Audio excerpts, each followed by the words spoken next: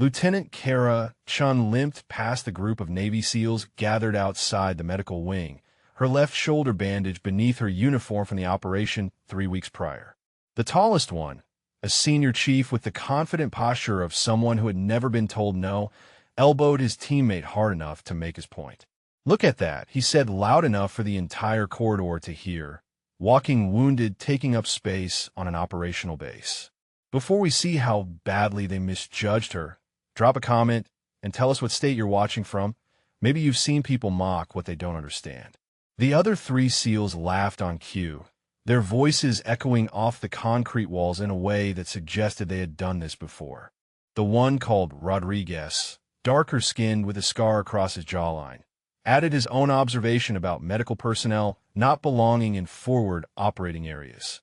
Mills, younger and eager to prove himself, mentioned something about rear echelon troops while Kowalski crossed his arms and nodded his approval of the commentary. Chun stopped walking. She turned slowly, her movements deliberate despite the limp, and made brief eye contact with the senior chief. His name, tape, read Brennan, and his chest carried enough ribbons to suggest he had seen his share of action, though apparently not enough to teach him discretion. The senior chief stepped forward, emboldened by her attention and his audience. "Shouldn't you be on a medevac home, sweetheart? This is an operational FOB, not a recovery ward." His tone carried the particular condescension that some men reserve for women in uniform, especially wounded ones who had the audacity to remain on base. Chun measured him for 3 seconds of silence that somehow felt longer. "I'm cleared for duty, Senior Chief. Have a good morning." She turned and continued her path toward her quarters, each step showing the injury they found so amusing.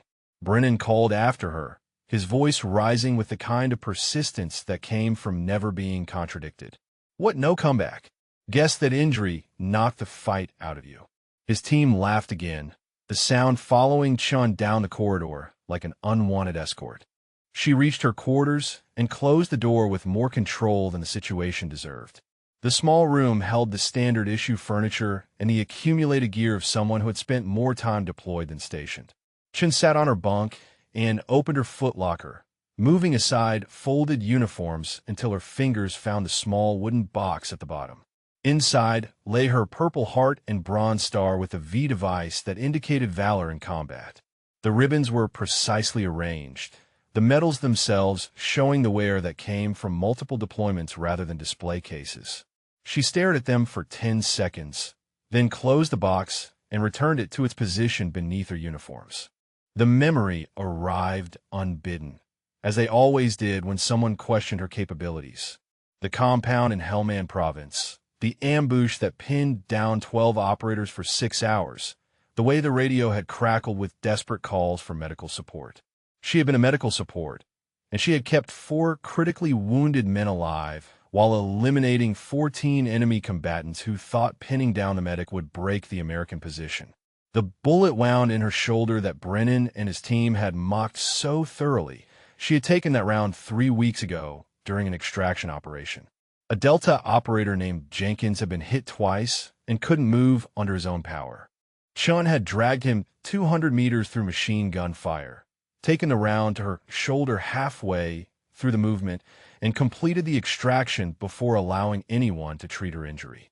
Chun stood and checked her gear with the automatic precision of someone who had done this thousands of times. Her custom M4 hung on the wall rack, the modifications speaking to experience that most soldiers never acquired. The weapon had been with her through 3 combat theaters and more operations than she bothered counting anymore. Her radio crackled with the announcement that all personnel should report to the main briefing room at 0900 hours for movement briefing. Chun checked her watch, noted she had 40 minutes, and decided to use the time reviewing medical supply inventories rather than dwelling on the ignorance of 4 SEALs who would learn their lessons soon enough. The base continued its morning routine around her. Helicopters lifted off from the pad 300 meters away, their rotors beating the air in the rhythm that had become background noise to everyone who spent time in theater. Soldiers moved between buildings with the purposeful stride of people who had tasks and timelines. Somewhere in the compound, Brennan and his team were probably still congratulating themselves on their wit. Chen grabbed her medical kit and headed for the briefing room early. The walk took her past the motor pool, where mechanics worked on vehicles that bore the scars of hard use in difficult terrain. She exchanged nods with Sergeant Davis, the convoy commander she had worked with twice before, a professional soldier who judged people by their competence rather than their injuries. The briefing room was still mostly empty when she arrived. Chen took a seat near the front, not out of enthusiasm, but because her hearing had been damaged slightly during an operation 2 years ago, and she preferred not to miss critical details. She pulled out a small notebook and reviewed her medical inventory notes while waiting for the room to fill. Other personnel began arriving in groups, the natural clustering of units and friendships. Army, Air Force, a few contractors whose affiliations were deliberately vague. The noise level rose with each new arrival, conversations overlapping about everything from equipment requests to rumors about the mission tempo increasing. Brennan and his SEAL team entered with the particular swagger that special operations personnel sometimes developed after too many successful missions without correction. They moved to the back row, their voices carrying across the room as they continued whatever conversation had begun outside. Chen heard her name mentioned, heard Kowalski make a comment about wounded personnel, and someone laughed. She made no reaction. Experience had taught her that responding to ignorance only encouraged it, and more importantly, that time had a way of teaching lessons that words could not. Chun had been underestimated before by insurgents who thought a female medic would be an easy target, by conventional forces who assumed medical personnel could not fight, by countless people who confused compassion with weakness. They had all learned differently, usually at moments when learning came with consequences. Commander Patterson entered precisely at 0900 hours with Major Reeves from Army Special Operations following close behind. The room quieted immediately, the kind of instant discipline that separated professional military units from undisciplined ones. Patterson moved to the podium while Reeves took position to his right, both officers scanning the assembled personnel with expressions that suggested the upcoming briefing was more significant than routine. Chun straightened slightly in her seat, her attention fully focused forward.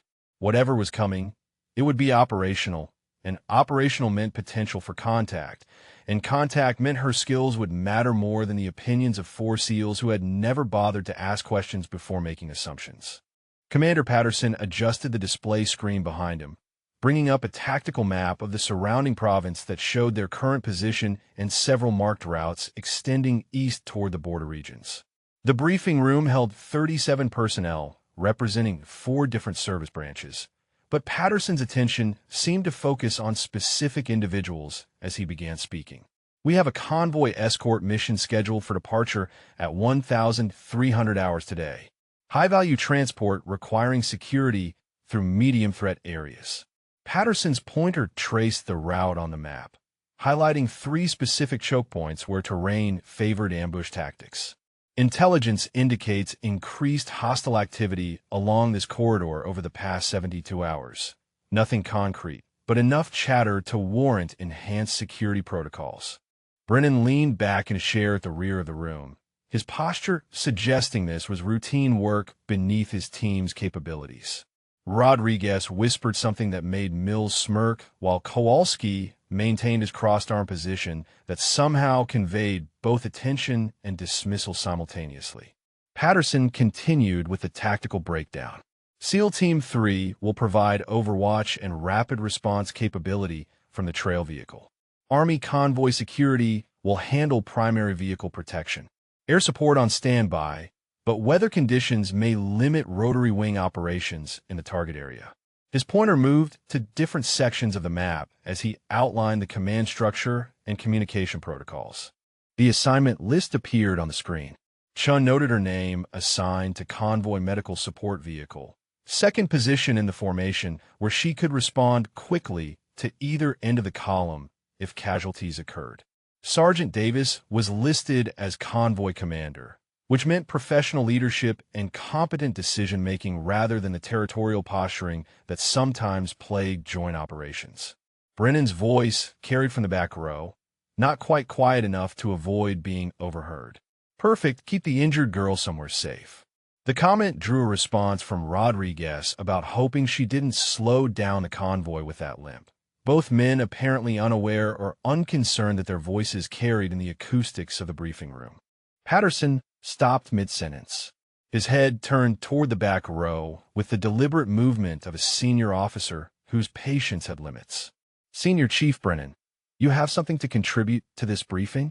The question carried weight that went beyond the words themselves, the kind of tone that offered one chance to make the right choice. Brennan straightened slightly, his swagger diminishing under direct command attention. No, sir. Just noting personnel assignments. His response, aimed for professional, but landed somewhere closer to defensive, the subtle shift in his posture, suggesting he understood he had miscalculated. Then keep your notes to yourself. Patterson held the eye contact for 3 seconds longer than comfortable before returning his attention to the map. The room had gone quiet in the way that happened when senior leadership provided public correction, everyone suddenly fascinated by their own notepads or the ceiling tiles. Major Reeves stepped forward to add the intelligence overlay. The area has seen increased hostile activity, but pattern analysis suggests opportunistic engagement rather than coordinated operations. However, Reeves paused for emphasis. We're seeing indicators that suggest more sophisticated planning than typical insurgent tactics. Better weapons, improved communications, possible external support from across the border. Medical contingencies became the next topic, and Reeves pulled up the medical support structure on screen. Lieutenant Chun is our most experienced trauma medic available for this operation. Her background includes extensive combat zone medical operations, and her presence significantly increases survivability for any casualties we might sustain. Reeves looked directly at the SEAL team as he spoke, the statement clearly intended as much for education as for tactical information. Mills rolled his eyes in a gesture small enough to show disrespect, but not quite obvious enough to warrant direct correction. Kowalski shifted in his seat, his body language suggesting skepticism about the medical officer who limped and therefore couldn't possibly have the experience Reeves claimed. Patterson concluded the tactical briefing with specific radio frequencies, vehicle assignments, and departure timelines. Equipment checks at 1,100 hours, final briefing at 1,230 hours, wheels rolling at 1,300 hours sharp. Any questions? The room remained silent, everyone already mentally preparing for their specific tasks in the operation. Dismissed.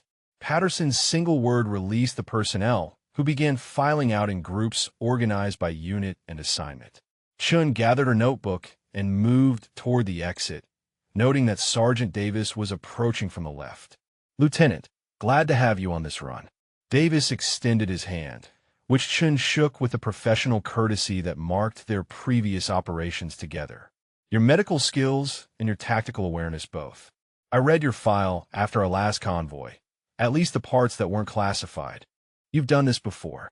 A few times, Chun replied with the understatement that came naturally to operators who had seen extensive action. Your convoy, your call on routes and speeds, Sergeant. I'm medical support, nothing more. Davis smiled at the diplomatic response.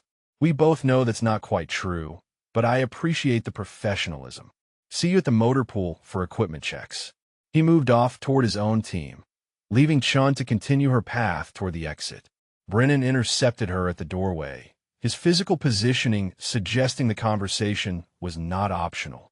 His team flanked him in a formation that would have been intimidating to someone without Chen's background. Lieutenant, I wanted to clarify something. My comments weren't meant as disrespect to your medical capabilities. Chun stopped, her expression neutral in a way that provided no emotional ammunition. Just to my physical capabilities? Her question was direct enough to make Brennan shift his weight, the kind of verbal precision that forced people to confront what they actually meant. Look, Brennan continued, attempting to recover, I'm just concerned about having wounded personnel on a potentially hot convoy. It's a tactical consideration, not a personal one. His explanation tried to wrap prejudice in professional concern, a tactic Chun had encountered often enough to recognize immediately. Your concern is noted, Senior Chief. Chen's tone remained professional, giving him nothing to use as evidence of emotional reaction or inability to handle criticism. I'm cleared for full duty by both my physician and my command. If you have tactical concerns about medical personnel assignments, take them up with Commander Patterson. Before Brennan could respond, Major Reeves appeared at Chen's shoulder. Senior Chief, don't you have equipment to check? The suggestion carried the weight of an order despite the casual phrasing, and Brennan recognized the dismissal for what it was. Yes, sir. Brennan and his team moved past them into the corridor, Rodriguez muttering something about sensitive medical officers while Mills made a comment about people who couldn't take constructive criticism. Their voices faded as they headed toward their team area, leaving Chen alone with Reeves in the briefing room doorway. That man has more confidence than wisdom, Reeves observed, his voice pitched for Chen's ears only. The SEAL teams do excellent work, but sometimes their success makes them forget that other people have skills they don't recognize. He doesn't know, sir. Chun stated the obvious fact without emotion or judgment, simply acknowledging the reality that her service record remained largely classified and therefore invisible to people like Brennan, who judged based on surface observations. No, he doesn't, and you're not required to educate him. Reeves checked the corridor to ensure they had privacy. But if this convoy goes sideways, he's going to learn. Just try not to embarrass him too badly when it happens. I'll do my best, sir. Chun allowed herself the smallest smile at Reeves' acknowledgement of the inevitable collision between Brennan's assumptions and reality. Permission to prep my medical vehicle? Granted. And Lieutenant? Reeves waited until she made eye contact. Your shoulder holding up okay? I know 3 weeks isn't much recovery time from that kind of wound. It's functional, sir. Chen's assessment was clinical, the evaluation of someone who understood the difference between healed and operational. I could do my job. Never doubted it. Reeves moved off toward Patterson's office, leaving Chun to head for the motor pool where her medical vehicle waited for inspection and preparation. The morning sun had burned off the early haze, leaving the kind of clear visibility that was both tactically useful and strategically dangerous, depending on which side of the engagement you occupied. Chun walked across the compound, her limp still visible but less pronounced as her body warmed up with movement. Other personnel moved around her with the organized chaos of a forward operating base preparing for operations, everyone focused on their specific tasks in a larger mission.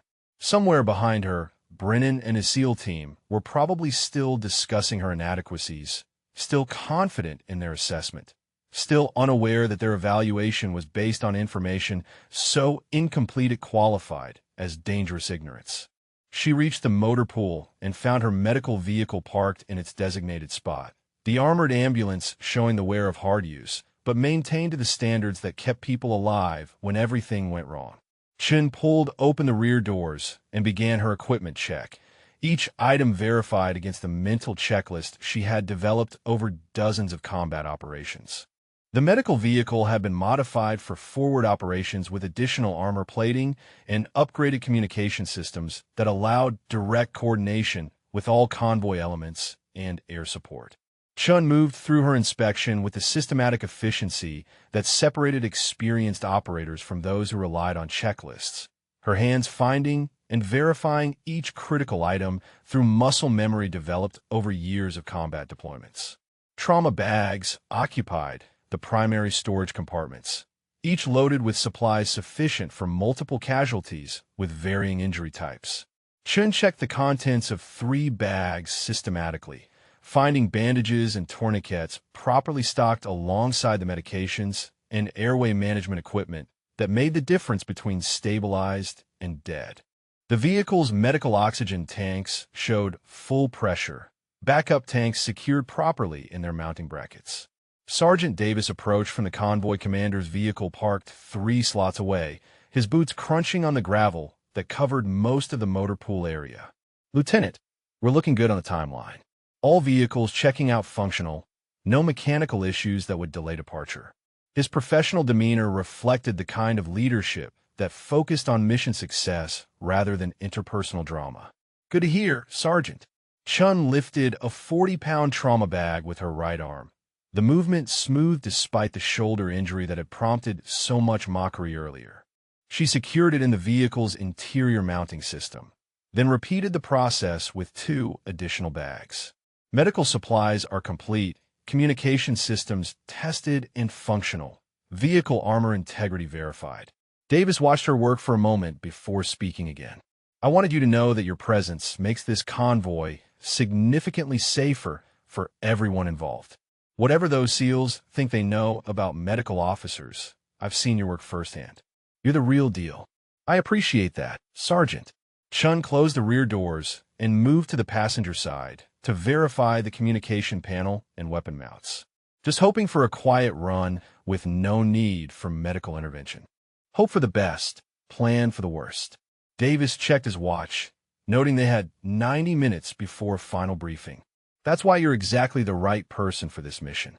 The sound of voices and equipment movement announced the arrival of Brennan's SEAL team at the adjacent vehicle staging area. The 4 men carried their gear with the casual confidence of operators who had completed hundreds of missions, their weapons and equipment showing the personalization that came with extensive field use.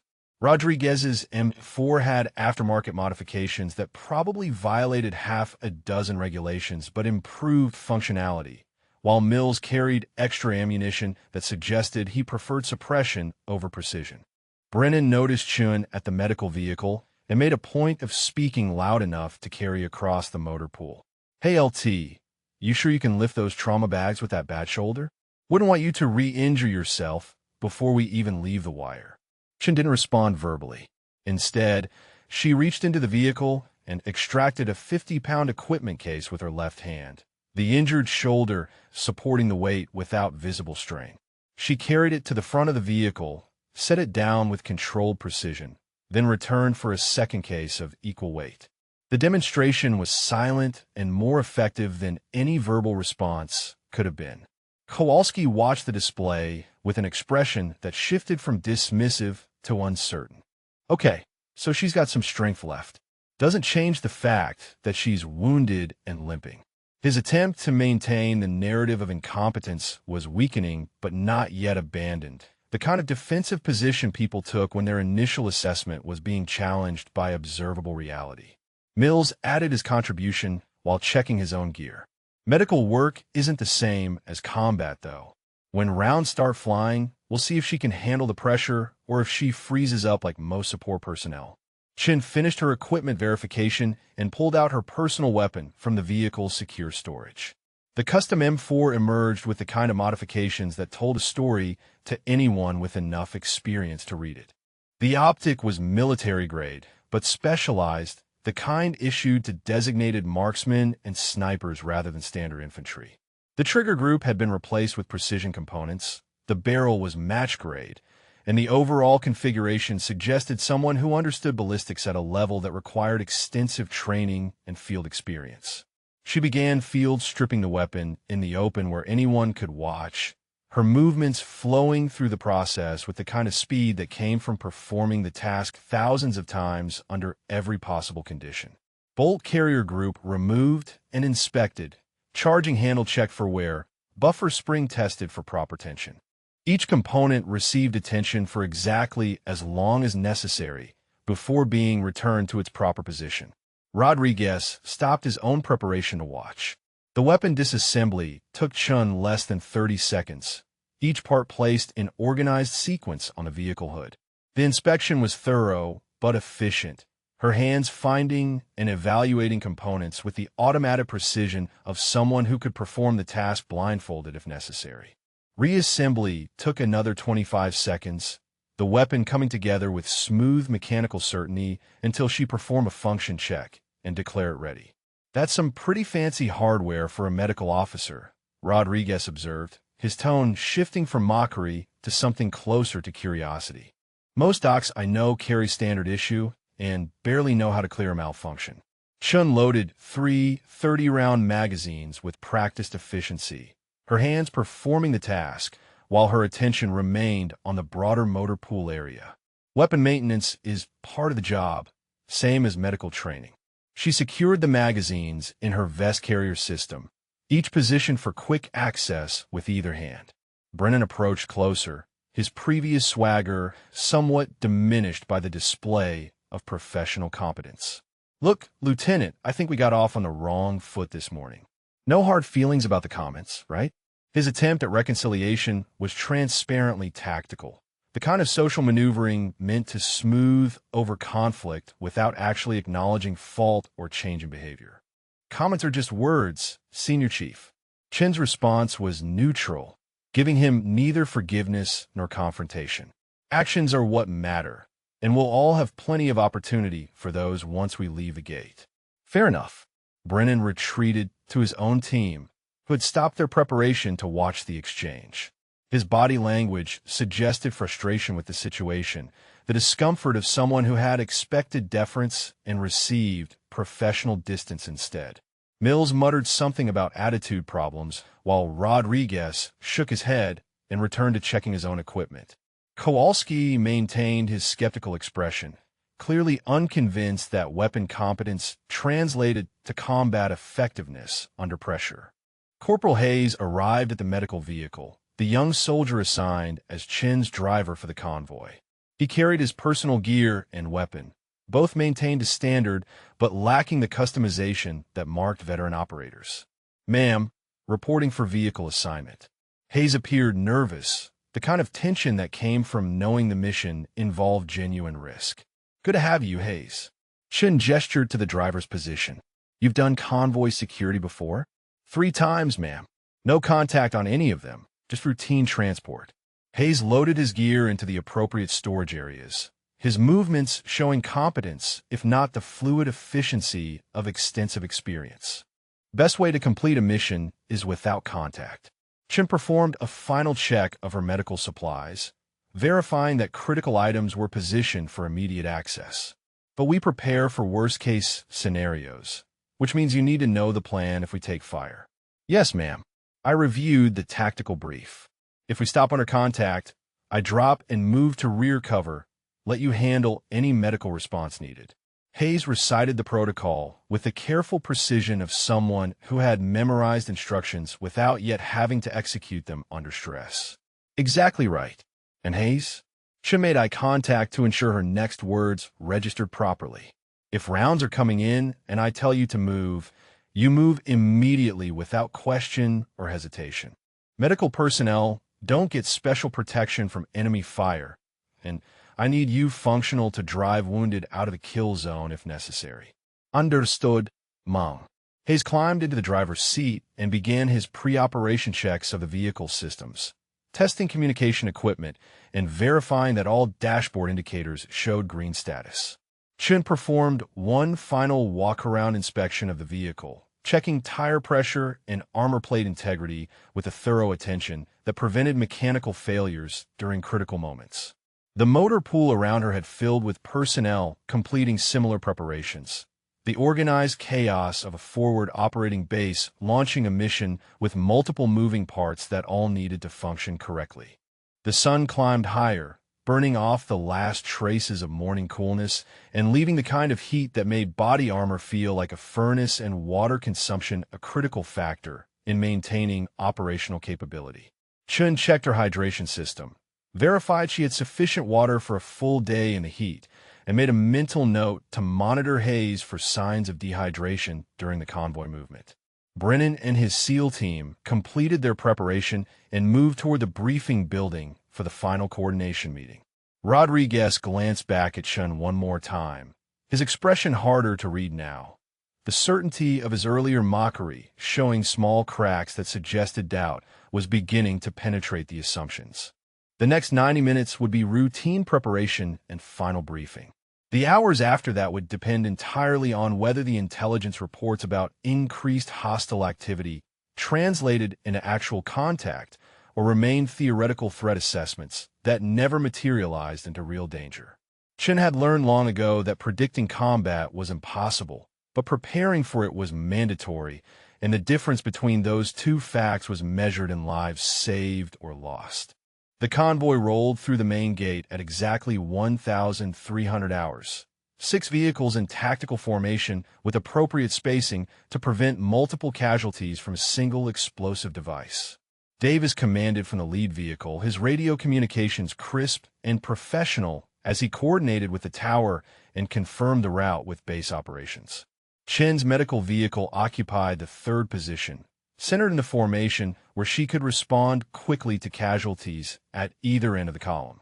Brennan's SEAL team rode in the trail vehicle, their elevated position providing overwatch capability and the flexibility to respond to threats developing from any direction. The team's radio chatter came across the command frequency with the casual confidence of operators who had completed this type of mission dozens of times without significant incident. The first 20 minutes passed through relatively open terrain where observation distances allowed early warning of potential threats. Local traffic was moderate, civilian vehicles giving the military convoy the respectful distance that came from experience with American security protocols. A few pedestrians watched the convoy pass with the studied indifference of people who had learned that too much interest in military movements attracted unwanted attention. Hayes drove with focused concentration, maintaining proper distance from the vehicle ahead while scanning the route for obvious threats like potholes large enough to damage suspension or debris that might conceal improvised explosive devices. "Ma'am, everything looking normal so far." His voice carried the slight tension of someone hoping the normalcy would continue through mission completion. Chun scanned the surrounding area with attention that went beyond surface observations. Her eyes tracked details that most personnel missed, the kind of environmental reading that came from extensive combat experience and the hard lessons of operations where small indicators meant the difference between ambush and safe passage. "Stay alert, Hayes. Normal doesn't mean safe." The convoy passed through 2 checkpoints manned by local security forces, the brief stops allowing Davis to confirm route status and receive updated intelligence about conditions ahead. Both checkpoints reported quiet conditions with no recent hostile activity, information that aligned with the morning's intelligence brief, but provided no guarantee about what lay ahead. Chin noticed the tire tracks first, fresh impressions in the soft shoulder dirt that suggested recent heavy vehicle movement in an area where local traffic typically avoided unpaved surfaces. The pattern was wrong, too organized and deliberate for civilian vehicles making random stops. She keyed her radio to the command frequency. "Convoy commander, medical vehicle. Observing fresh tire tracks on the shoulder at checkpoint 2 plus 800 meters. Multiple vehicles. Heavy load based on impression depth." Davis responded immediately, his training recognizing the significance even if he couldn't yet identify the specific threat. "Copy, medical vehicle. All elements increase spacing and maintain heightened alert status." "Lead vehicle, what's your assessment of the route ahead?" The lead vehicle reported clear conditions with good visibility, nothing obviously threatening in the immediate terrain. The convoy continued forward with slightly increased spacing between vehicles, the adjustment creating better tactical positioning without dramatically slowing their progress toward the objective. Brennan's voice came across the SEAL team frequency with dismissive certainty. "The medic's getting jumpy over tire tracks. Probably just local vehicles pulling off for mechanical issues or rest stops." His assessment reflected the kind of confidence that came from never having paid the price for underestimating subtle indicators. Rodriguez supported his team leader's evaluation. "Could be PTSD from her last injury, making her see threats that aren't there. Some people never fully recover their nerve after taking a hit." The comment carried across multiple frequencies due to either carelessness or deliberate intent, ensuring Chun could hear the evaluation of her mental state. Chun made no response, her attention remaining fixed on the environment rather than the opinions of people who mistook experience for weakness.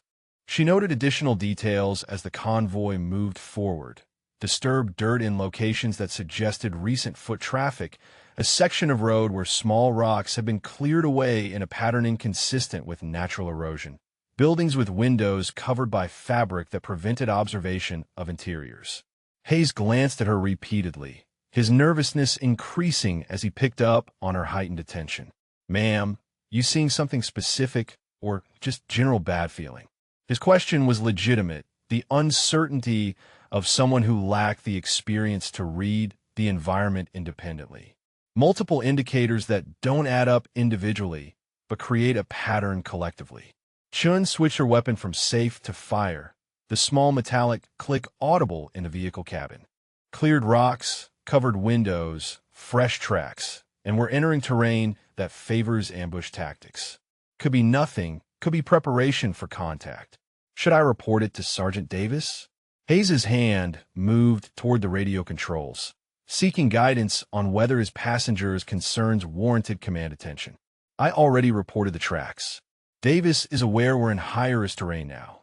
Chun adjusted her position to allow faster exit from the vehicle if contact occurred, her body memory preparing for possibilities that her conscious mind hoped wouldn't materialize. Your job is to drive and be ready to move fast, if I say move. The convoy entered more restricted terrain where buildings pressed closer to the road and sight lines shortened dramatically. The tactical disadvantage was obvious to anyone with combat experience, the kind of terrain that turned routine convoys into catastrophic ambushes if hostile forces had time to prepare properly.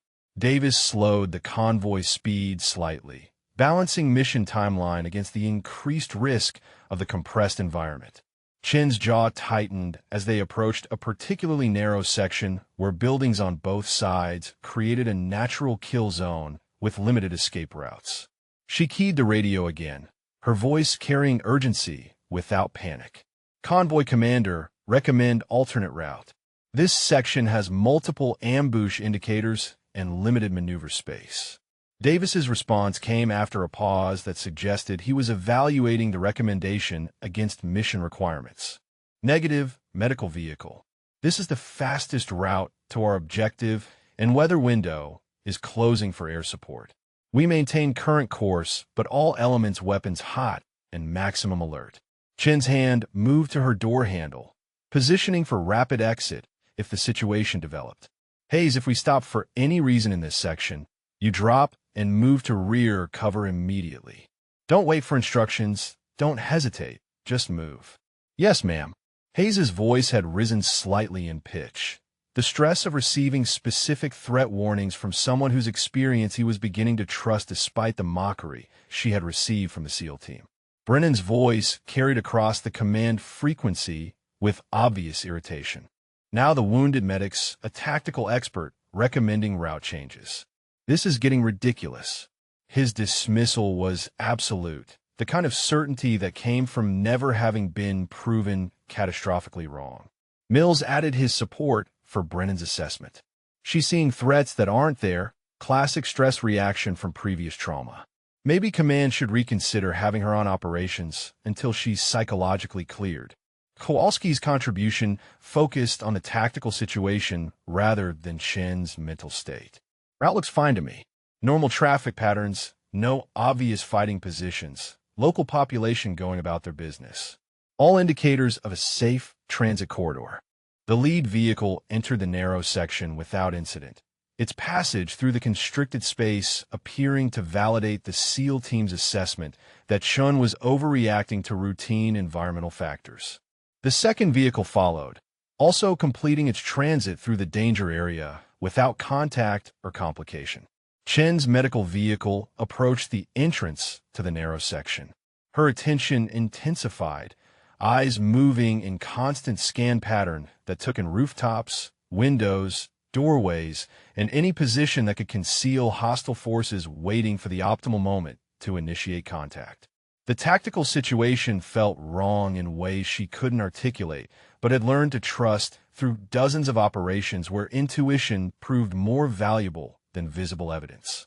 Hayes entered the narrow section, his driving cautious but steady despite the obvious nervousness that came from his passengers' warnings and the confined space that seemed to press in from both sides.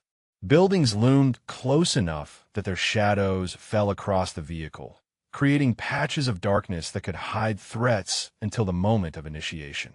Chin saw the movement on the rooftop half a second before the world exploded into violence.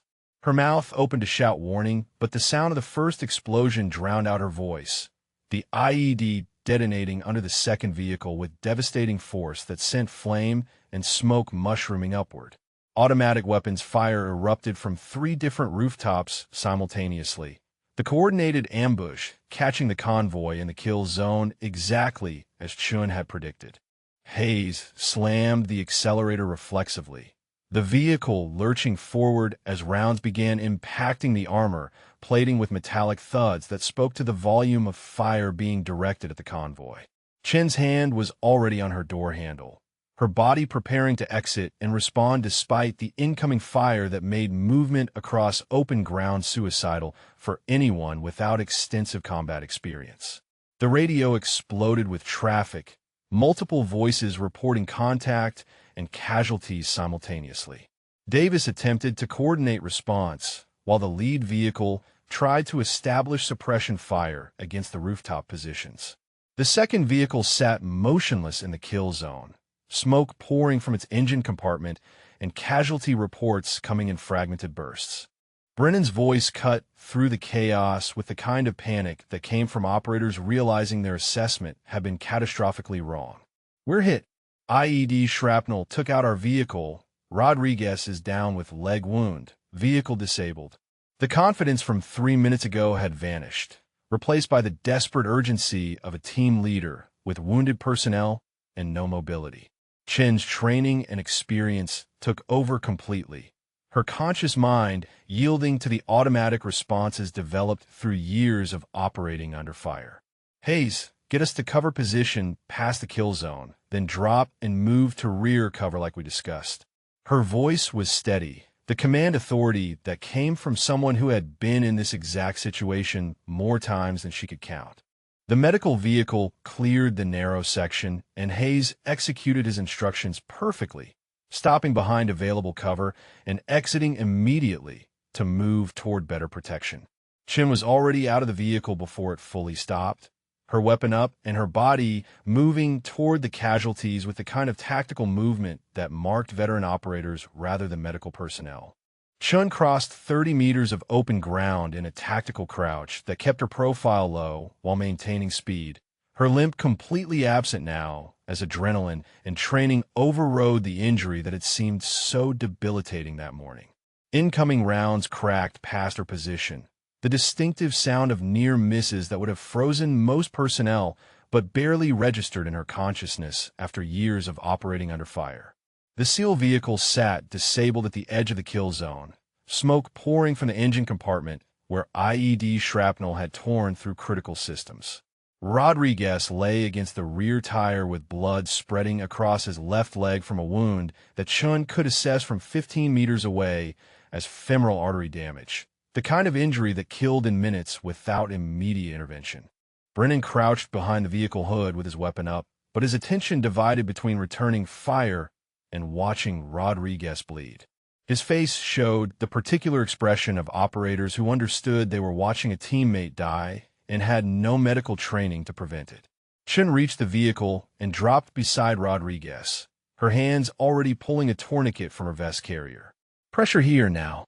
She thrust the tourniquet at Brennan without looking up, her attention focused entirely on Rodriguez's leg, where arterial blood pumped with each heartbeat.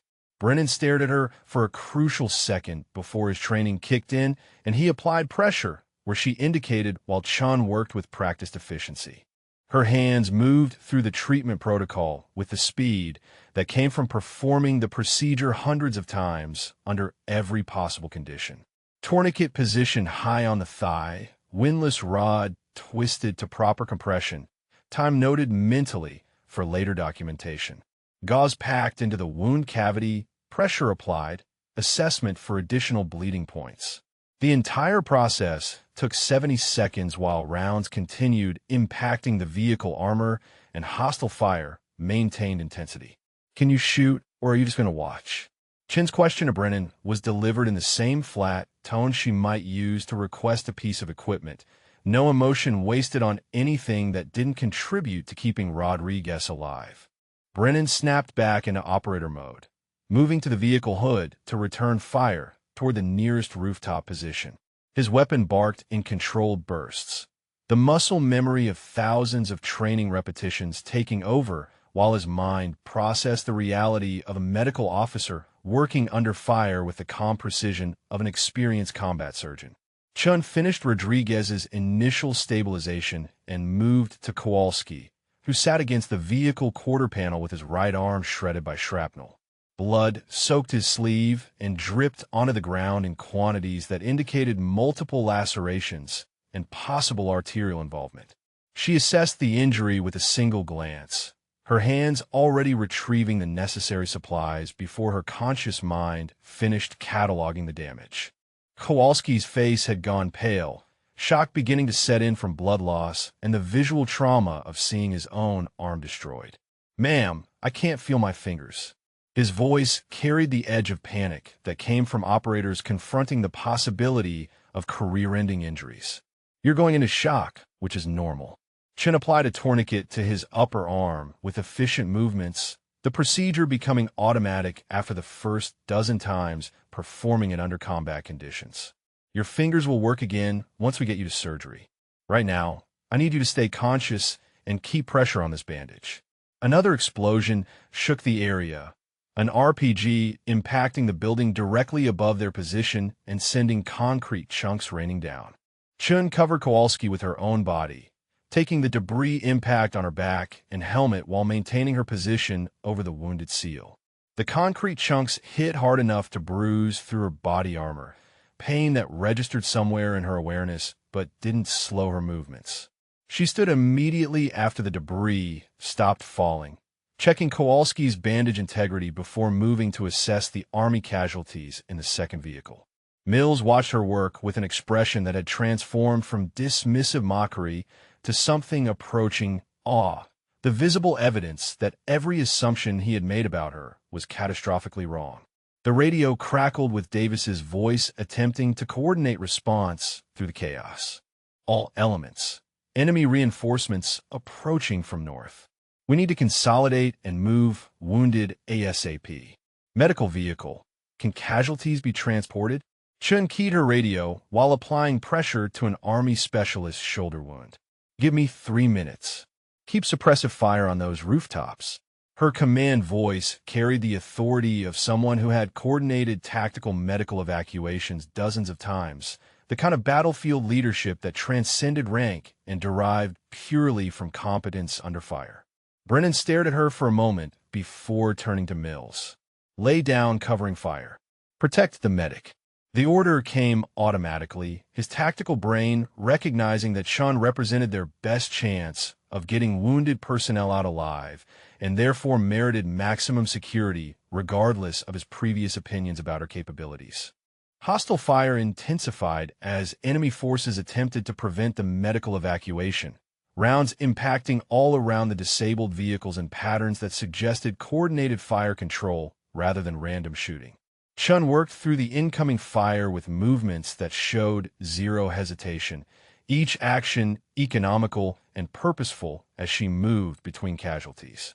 The Army specialist's shoulder wound required quick packing and pressure bandage, the injury serious but not immediately life-threatening if bleeding could be controlled. Chun completed the treatment in 90 seconds before moving to the driver of the second vehicle, who had taken shrapnel to the leg and side. Multiple wound sites required simultaneous management, the kind of complex trauma that separated trained medical personnel from experts who had treated hundreds of casualties under field conditions. She worked with both hands simultaneously, packing one wound while applying pressure to another, her body positioning allowing her to shield the casualty from direct fire while maintaining the ability to work efficiently. The driver remained conscious, his breathing rapid but steady as shock began affecting his system. "You're going to be fine. Stay with me and keep breathing." Chen's voice provided reassurance, while her hands continued the clinical work of preventing death from blood loss. Mills maintained covering fire from his position, his weapon discipline improving as he focused on keeping hostile forces suppressed rather than simply returning fire without specific targets. The transformation from swagger to professional competence happened in real time as the situation forced him to confront the difference between training range confidence and actual combat performance. Rodriguez's voice came weakly from his position against the tire. "Ma'am, thank you. I know I was wrong about you." His admission carried the weight of someone who understood he was alive only because the person he had mocked that morning possessed skills that went far beyond anything he had imagined. "Save it for after we're clear." Chun finished with the driver and returned to check Rodriguez's tourniquet, verifying that bleeding remained controlled and circulation to the lower leg wasn't completely compromised. "You're stable for transport. Stay still and don't move that leg under any circumstances." She keyed her radio again. "Convoy commander, all wounded stabilized for movement. Need extraction vehicle and continuous suppression on northern rooftops." Her report was concise, providing Davis with the tactical information he needed to coordinate the next phase of the evacuation. "Working on it. Stand by for vehicle approach." Davis's response came through heavy background noise of weapons fire and shouted commands, the audio signature of a unit commander managing multiple simultaneous crises while maintaining tactical control. Chin moved back to her medical vehicle, retrieving additional supplies and coordinating with Hayes to prepare for casualty loading. The young corporal had remained in covered position as instructed, his weapon up and his attention focused on the tactical situation rather than panicking under his first experience of direct combat. "Hayes, we're going to load 4 casualties in rapid sequence. You drive smooth but fast. Priority is getting them to base medical facility." Chin's instructions were clear and specific, giving the inexperienced soldier concrete tasks that would channel his nervous energy into productive action. "Yes, ma'am. Ready when you are." Hayes moved to the driver's position, his hands steady on the controls despite the obvious stress of operating in a hot combat zone. Friendly vehicles maneuvered to provide extraction support, their covering fire increasing in volume as Davis coordinated the tactical withdrawal. Chun directed the loading sequence, ensuring casualties were secured properly for transport while minimizing exposure time to hostile fire. Rodriguez and Kowalski went first, their injuries most critical and requiring fastest access to surgical facilities. Brennan helped carry Rodriguez to the extraction vehicle, his face showing the complex mixture of gratitude and embarrassment that came from owing his teammate's life to someone he had spent the morning publicly mocking. "Lieutenant, I don't know what to say." His attempt at apology was cut short by the tactical situation and Chin's focus on completing the evacuation. "Say it later. Right now, get your team secured and ready to move." Chin supervised the final casualty loading, verifying each wounded soldier was positioned correctly and secured against the rough transport that evacuation under fire would require. The extraction vehicle accelerated away from the kill zone, with Hayes driving and Chin monitoring casualties in the rear compartment. Incoming fire diminished as range increased, the hostile forces either running low on ammunition or deciding that pursuing a heavily armed convoy was tactically unsound. Rodriguez's breathing remained steady, his tourniquet holding and vital signs stable within acceptable parameters for the level of blood loss he had sustained. Kowalski showed signs of shock but remained conscious, his arm immobilized and bleeding controlled. The Army casualties were both stable, their injuries serious, but manageable with proper surgical intervention. Chun keyed her radio to the base medical frequency. Inbound with 4 casualties, 2 critical requiring immediate surgery, 2 serious but stable. Rodriguez has femoral artery tourniquet. Kowalski has severe arm trauma with arterial involvement, 2 Army personnel with shrapnel wounds. ETA 10 minutes, have trauma teams standing by. The response came immediately, confirming surgical teams were prepared and trauma bays were clear for immediate casualty reception. Chun allowed herself the first moment of relative calm since the ambush initiated, her body beginning to process the adrenaline that had sustained her through the past 20 minutes of sustained combat operations. Hayes glanced back from the driver's seat, his expression showing a mixture of relief and lingering stress. "Ma'am, that was the most incredible thing I've ever seen. You saved all of them while taking fire." "Just doing my job, Hayes." Keep your eyes on the road and get us home safe. Chun returned her attention to the casualties, performing continuous monitoring to ensure no complications developed during transport. The professional competence that had shocked the SEAL team was simply normal operating procedure for someone with her background, the baseline capability that came from years of embedding with elite special operations units, where medical personnel were expected to function as both healers and fighters simultaneously. The extraction vehicle reached the base perimeter at 1,422 hours, the guard tower waving them through without the standard identification procedures that would have delayed entry during a mass casualty situation. Chun maintained constant monitoring of her 4 patients during the final approach, watching for any deterioration that would require immediate intervention before reaching the medical facility. Hayes drove directly to the trauma bay entrance where medical personnel waited with gurneys and equipment. The handoff happened with practiced efficiency, Chun providing rapid briefing to the receiving physicians while casualties were transferred from vehicle to proper treatment facilities. Rodriguez went immediately to surgery for femoral artery repair, his vital signs holding stable thanks to the tourniquet placement that had prevented fatal blood loss.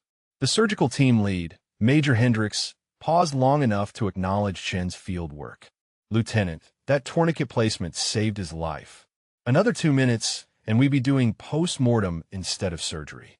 His professional assessment carried the weight of someone who had seen too many casualties arrive beyond saving because field treatment was inadequate or delayed. Kowalski went to the second trauma bay for arm reconstruction, the shrapnel damage extensive but reparable with proper surgical intervention. The orthopedic surgeon examined the injury and the field dressing with visible approval. Whoever did this stabilization knows their trauma medicine. Arterial bleeding controlled, bone fragments immobilized, tissue damage minimized. Textbook field treatment under what I assume were less than ideal conditions. Combat conditions.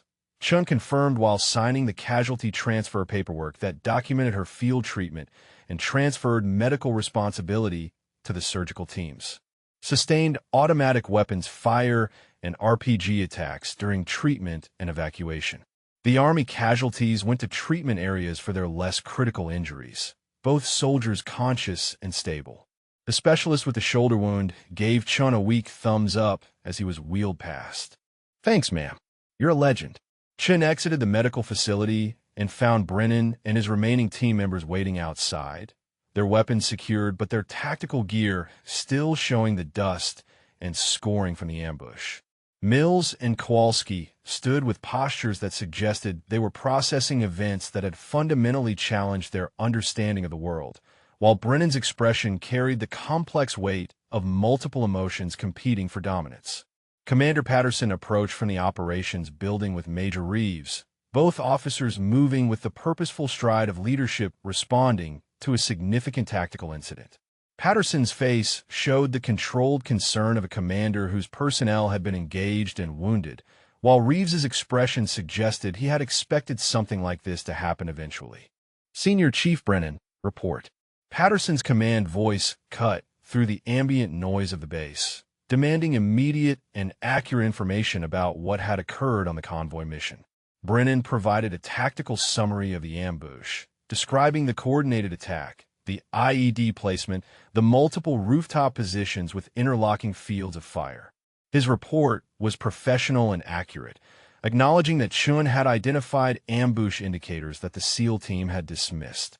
"Sir," Lieutenant Chun provided advance warning of tactical indicators suggesting ambush preparation.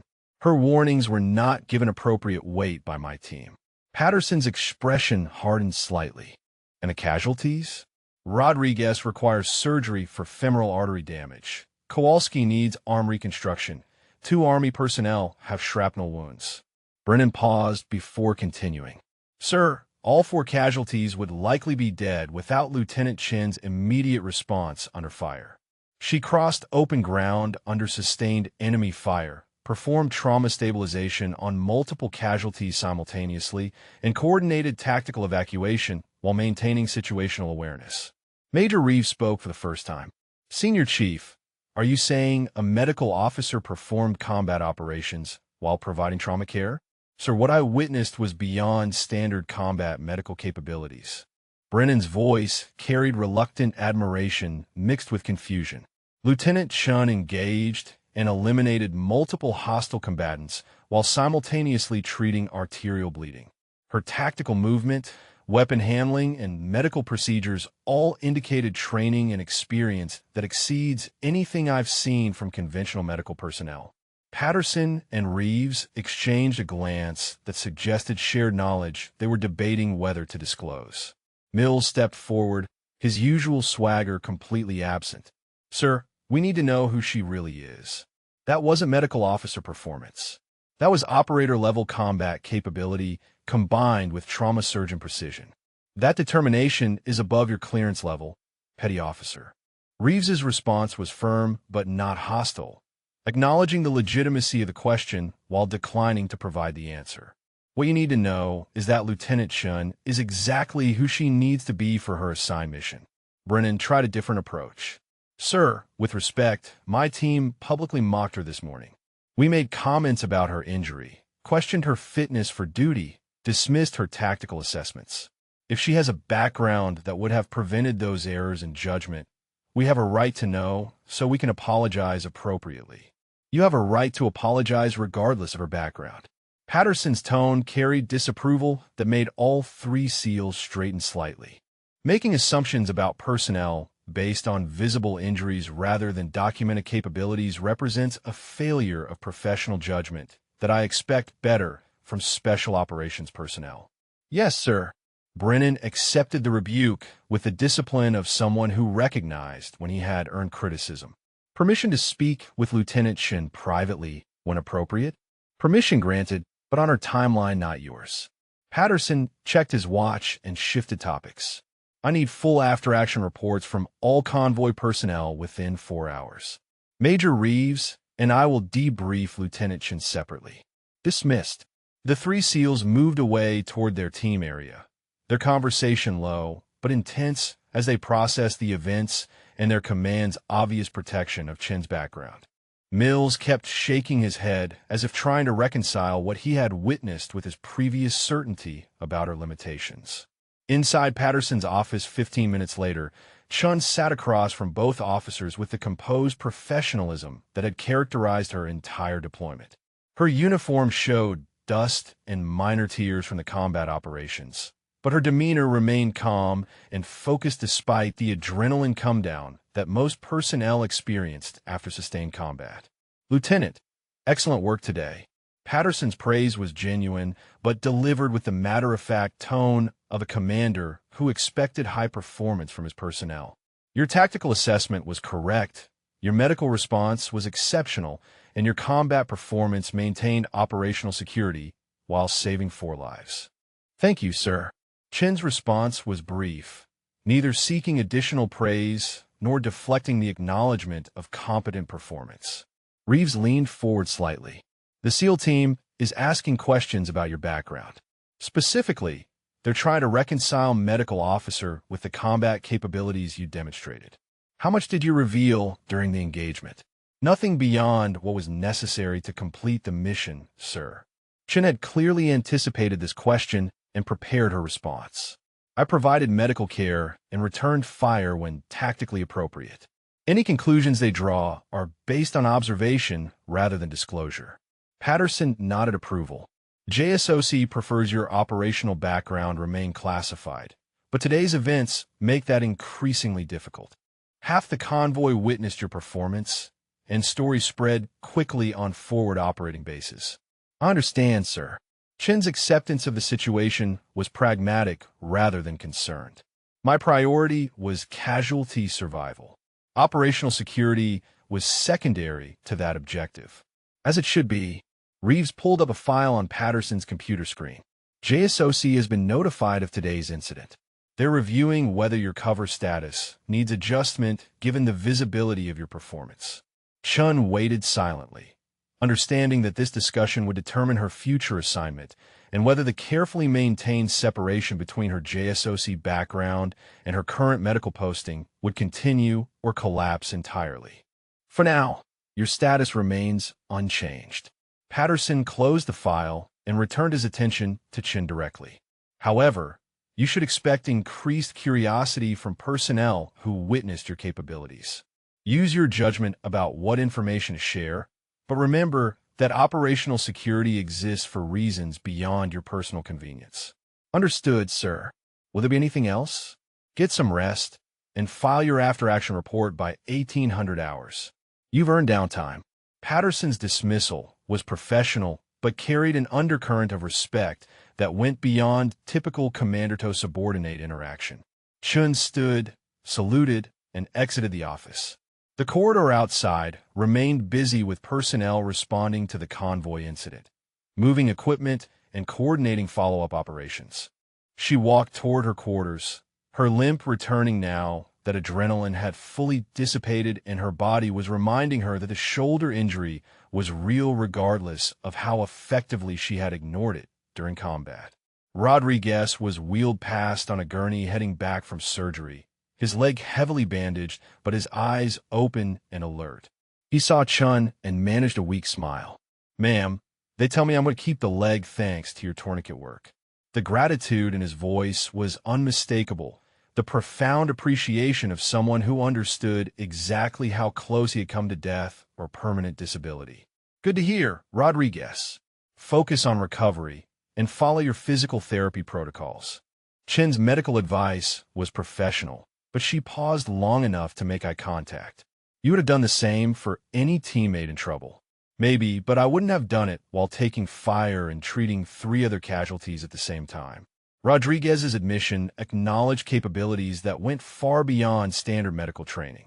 "I was wrong about you this morning." "We all were." "Yes, you were." Chen's agreement was stated without rancor or satisfaction, simply acknowledging an objective fact. Learn from it and move forward. That's all anyone can do. She continued toward her quarters, leaving Rodriguez to contemplate the profound disconnect between his morning assumptions and the afternoon reality that had demolished them completely. The base around her hummed with the controlled chaos of a forward operating installation processing a combat incident. Personnel moving with purpose while command structures worked to understand what had happened and prepare for potential follow-up operations. The SEAL team quarters occupied a corner section of the base with the kind of operational privacy that special operations units typically received on forward deployments. Mills sat at the single computer terminal available to the team, his fingers moving across the keyboard with determined purpose, while Brennan and Kowalski watched over his shoulder. The curiosity that had been building since the ambush had transformed into a genuine need to understand exactly who they had been mocking that morning. Mills accessed the personnel database using his security credentials, pulling up Lieutenant Karachin's service record with the expectation of finding standard Army medical officer information. What appeared on the screen was anything but standard. The basic information was visible: age 29, current assignment FOB medical support, rank 1st lieutenant. Everything else was either heavily redacted or marked with classification warnings that indicated restricted access. Her entire service history is classified. Mills scrolled through screens that showed black bars where assignment details should have appeared. "I've never seen a medical officer with this level of security on their file." Brennan leaned closer, his experience with classified operations allowing him to recognize the specific markings that indicated Joint Special Operations involvement. "Those aren't standard classification markers. That's JSOC security protocol." "Why would a medical officer have JSOC classification on their service record?" Kowalski pointed to a section near the bottom of the visible information. "Look at the decorations list. Bronze Star with Valor Device, Purple Heart, Combat Medical Badge. That's legitimate combat experience, not rear echelon medical work." Mills clicked through to the awards section, finding additional information that raised more questions than it answered. "She has 2 Purple Hearts, actually. And look at this, there are additional decorations listed, but the specific award are classified." Who has classified medal citations? People who did things the government doesn't want publicly acknowledged. Brennan's voice carried the weight of someone who had worked with personnel whose accomplishments remained hidden for operational security reasons. Try cross-referencing her unit assignments. Mills navigated to a different database section, searching for any references to Chen's previous assignments that might have escaped the classification process. The results showed fragments: 75th Ranger Regiment Medical Attachment, 160th Special Operations Aviation Regiment Support Element, and then a period of 3 years marked simply as Joint Special Operations Command Medical Detachment with no additional details. She was embedded with Rangers and Night Stalkers. Kowalski's tone shifted from skeptical to impressed as the implications became clear. Those are Tier 1 medical positions. Personnel who deploy with those units have to go through specialized training and meet operator-level fitness standards. And then 3 years with JSOC Medical.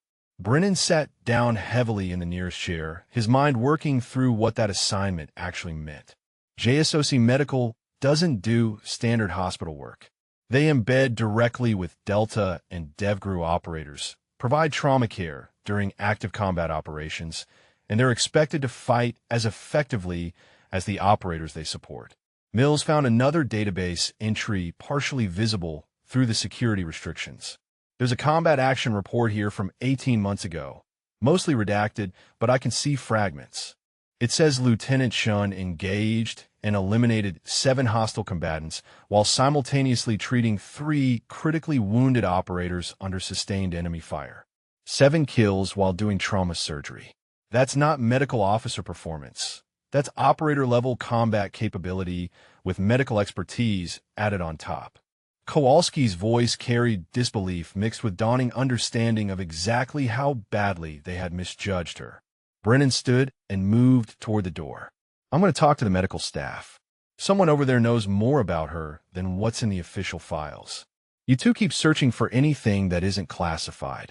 The base medical facility was still busy processing the afternoon's casualties when Brennan arrived 20 minutes later. He found Major Hendricks in his office reviewing surgical notes from Rodriguez's operation, the senior surgeon looking tired but satisfied with the outcome. "Major, I need to ask you about Lieutenant Shun." Brennan's directness came from understanding that medical personnel often had informal knowledge networks that paralleled official channels. Hendricks looked up with an expression that suggested he had been expecting this conversation. "You want to know why a lieutenant has better trauma skills than most of my surgical residents?" His statement, rather than question, indicated he understood exactly what information Brennan was seeking. "That's part of it. Also want to know why my team spent the morning mocking someone who apparently has more combat experience than all of us combined."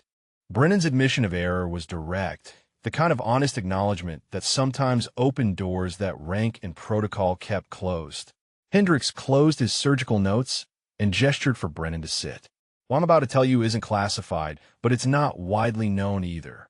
Lieutenant Shun did 6 years with Joint Special Operations Command as an embedded combat medic. She deployed 52 times across 3 theaters, primarily with Delta Force and DevGru teams. 52 deployments in 6 years. Brennan did the math quickly, recognizing that meant she had been in continuous rotation through the most dangerous operations the military conducted. That's an insane operational tempo. She volunteered for every mission available. Hendricks pulled up a file on his computer that appeared to be medical rather than personnel records. Her combat record includes 87 confirmed enemy kills, all achieved while simultaneously providing medical care to wounded operators. The military still hasn't figured out how to classify someone who functions equally as a trauma surgeon and an infantry combatant. And the wound we mocked this morning? Brennan's voice had gone quiet, already suspecting the answer would be damning. Operation Blackstone, 3 months ago. Hendricks pulled up medical imaging showing Chen's shoulder injury. Delta team was extracting from a compromised position with 3 casualties. Chun was dragging a wounded operator across 200 meters of open ground when she took a 7.62 round through the shoulder. She continued the extraction, got all 3 operators to safety, provided initial trauma stabilization, then walked herself to the aid station for treatment. She took a bullet while saving someone's life, and we called her broken. Brennan's self-disgust was evident in his tone. said she probably got wounded tripping over her boots in the rear. That's not even her first Purple Heart. Hendricks continued with clinical detachment. She's been wounded 4 times in combat. Took shrapnel in Afghanistan, bullet wound in Iraq, knife wound in Syria during a hostage rescue that's still classified, and then the shoulder wound from Blackstone. She's been recommended for medical retirement twice and refused both times. Why would someone turn down medical retirement after being wounded 4 times? The question reflected genuine confusion about motivations that didn't align with Brennan's understanding of rational self-interest. Because she believes her skills save lives and the military needs experienced combat medics more than it needs another retired lieutenant collecting disability. Hendricks closed the file. She requested assignment to this FOB specifically because she wanted to continue medical work while recovering from the shoulder injury. Could have taken a desk job stateside, chose to stay deployed instead. Brennan absorbed this information in silence for several seconds. The wound severity from Blackstone, is she actually cleared for the kind of operation she performed today? Medically, her shoulder is at about 85% function.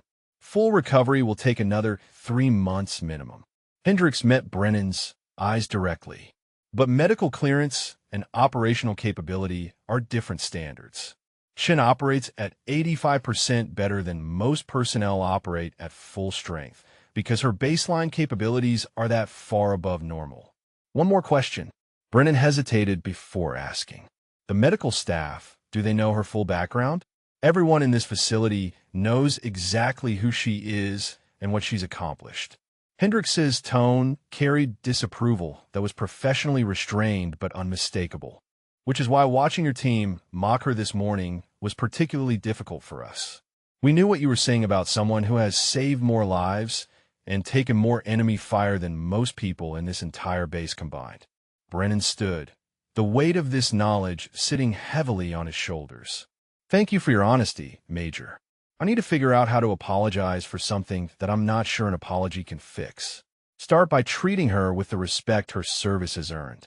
Hendricks returned his attention to his surgical notes, and maybe spend less time making assumptions about people based on visible injuries and more time asking questions before forming opinions. Brennan returned to the SEAL team quarters where Mills and Kowalski had accumulated additional fragments of information from various databases. Mills had found a reference to Operation Copper Dagger, a mission from 5 years ago where Chun had kept 4 critically wounded operators alive during a 6-hour siege while eliminating 14 enemy combatants who had pinned down her team. She was recommended for the Medal of Honor for Copper Dagger. Mills pointed to a heavily redacted document that showed the recommendation had been submitted and processed through multiple levels of command.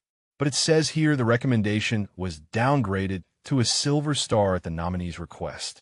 Who turns down the Medal of Honor? Kowalski's question expressed the genuine incomprehension that came from encountering behavior that violated every assumption about human motivation and ambition. Someone who thinks the operators she saved deserved the recognition more than she did. Brennan shared what he had learned from Hendricks, watching his teammates' expressions shift from curiosity to horror as they understood the full scope of their morning's mockery. We spent the day insulting a combat veteran with 4 Purple Hearts, 87 confirmed kills, and a Medal of Honor recommendation that she personally declined. The room fell silent as all 3 men confronted the magnitude of their error. The confidence they had felt that morning, the certainty that they understood military capability and could accurately assess personnel based on surface observations, had been revealed as dangerous arrogance that could have cost lives if Chun had been less professional or less capable. Mills spoke first, his voice subdued. We need to apologize to her. Properly, not just a quick sorry in passing.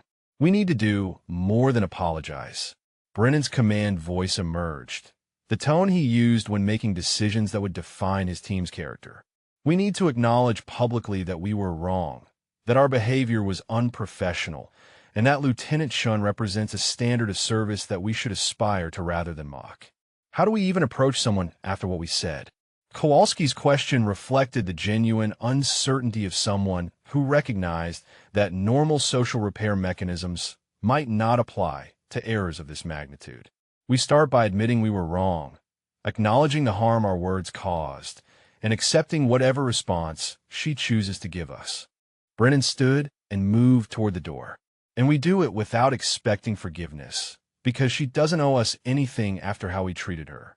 Word spread through the base with the speed that characterized all forward operating installations where personnel had limited entertainment options and significant interest in dramatic events. By evening formation, most of the 300 soldiers, sailors, and airmen stationed at the FOB had heard some version of the convoy ambush story, and Chin's performance had grown in the retelling to near mythical proportions. Sergeant Davis sat in the mess hall with members of his convoy security team, fielding questions from personnel who wanted first-hand accounts rather than the distorted versions circulating through the rumor network. The young specialist who had received Chin's shoulder treatment during the ambush was particularly animated in his description of her working under fire. She crossed 30 meters of open ground like it was nothing, rounds cracking past her the whole way. The specialist's hands moved as he described the scene. Then she's doing trauma surgery on multiple people simultaneously while telling the SEAL team where to shoot. I've never seen anything like it. A female Air Force sergeant from the communications section leaned forward with obvious interest. Is it true she's JSOC? I heard she's been deployed over 50 times with Delta Force. Davis nodded confirmation. That's what I've heard from reliable sources. 6 years embedded with Joint Special Operations, more combat deployments than most people complete in 20-year careers. He paused before adding the detail that had shocked him most. And the SEAL team spent the morning mocking her for being wounded. The collective reaction around the table mixed outrage with disbelief. A Navy petty officer from the maintenance section shook his head. They mocked someone with that background? What were they thinking? They were thinking she was just a wounded medical officer who couldn't handle operational duty. Davis's tone carried disapproval, made assumptions based on visible injury rather than documented capability. It's a lesson in why you don't judge people without knowing their story. Chun entered the mess hall during this conversation, her presence causing a ripple of attention that spread outward from the entrance. Personnel who had never spoken to her before now watched with the kind of interest reserved for celebrities or senior commanders. She collected her meal tray with the same calm efficiency she brought to every task and looked for a place to sit that might offer some privacy. The problem was that privacy no longer existed for her on this base. Every seat she approached seemed to attract attention. Personnel, either wanting to express gratitude for her service or simply curious about the woman whose exploits had become the primary topic of conversation. Chin finally selected an empty table in the corner, hoping the isolation would discourage approaches. It didn't work. A young Army specialist approached within 2 minutes, his nervousness evident in his posture. "Ma'am, I just wanted to say thank you for what you did today. My brother was in the second vehicle, the one that took the IED hit. You saved his life." Chin looked up, recognizing the family resemblance to the driver she had treated for multiple shrapnel wounds. "Your brother's going to be fine, specialist. The surgeons did excellent work on his injuries.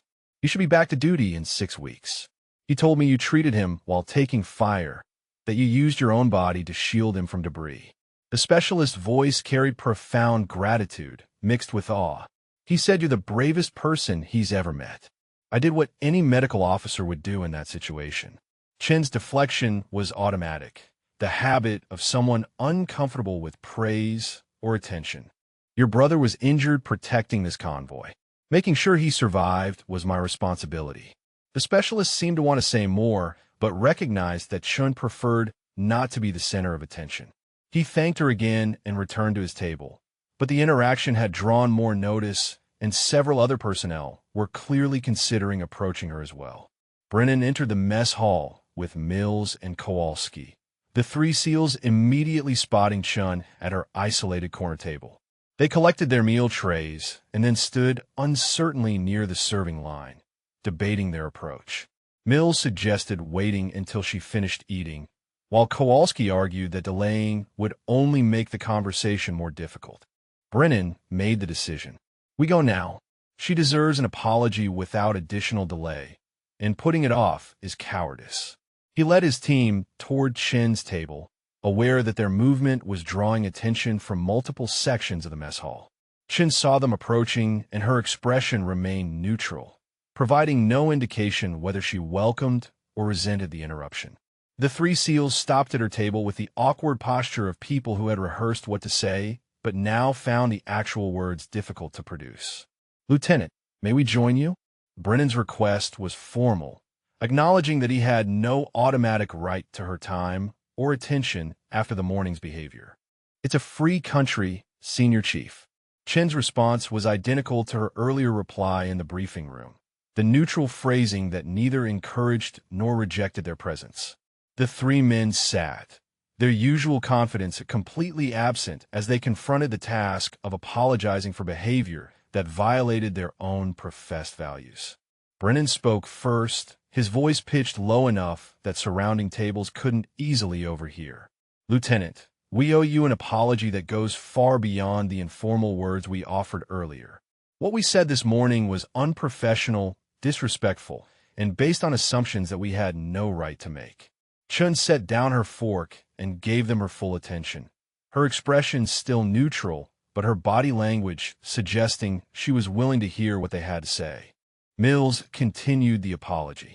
"We spent the day mocking your injury, questioning your fitness for duty, and dismissing your tactical assessments. Every single assumption we made was wrong, and our behavior could have cost lives if you had been less professional than you are." Kowalski added his contribution. "We looked into your background this afternoon. We know about your JSOC service, your combat deployments, your decorations. We understand now that the wound we mocked was earned saving operators' lives under fire. There's no excuse for what we said." Chun listened to all three men before responding, her tone remaining calm and professional. "You're right that there's no excuse.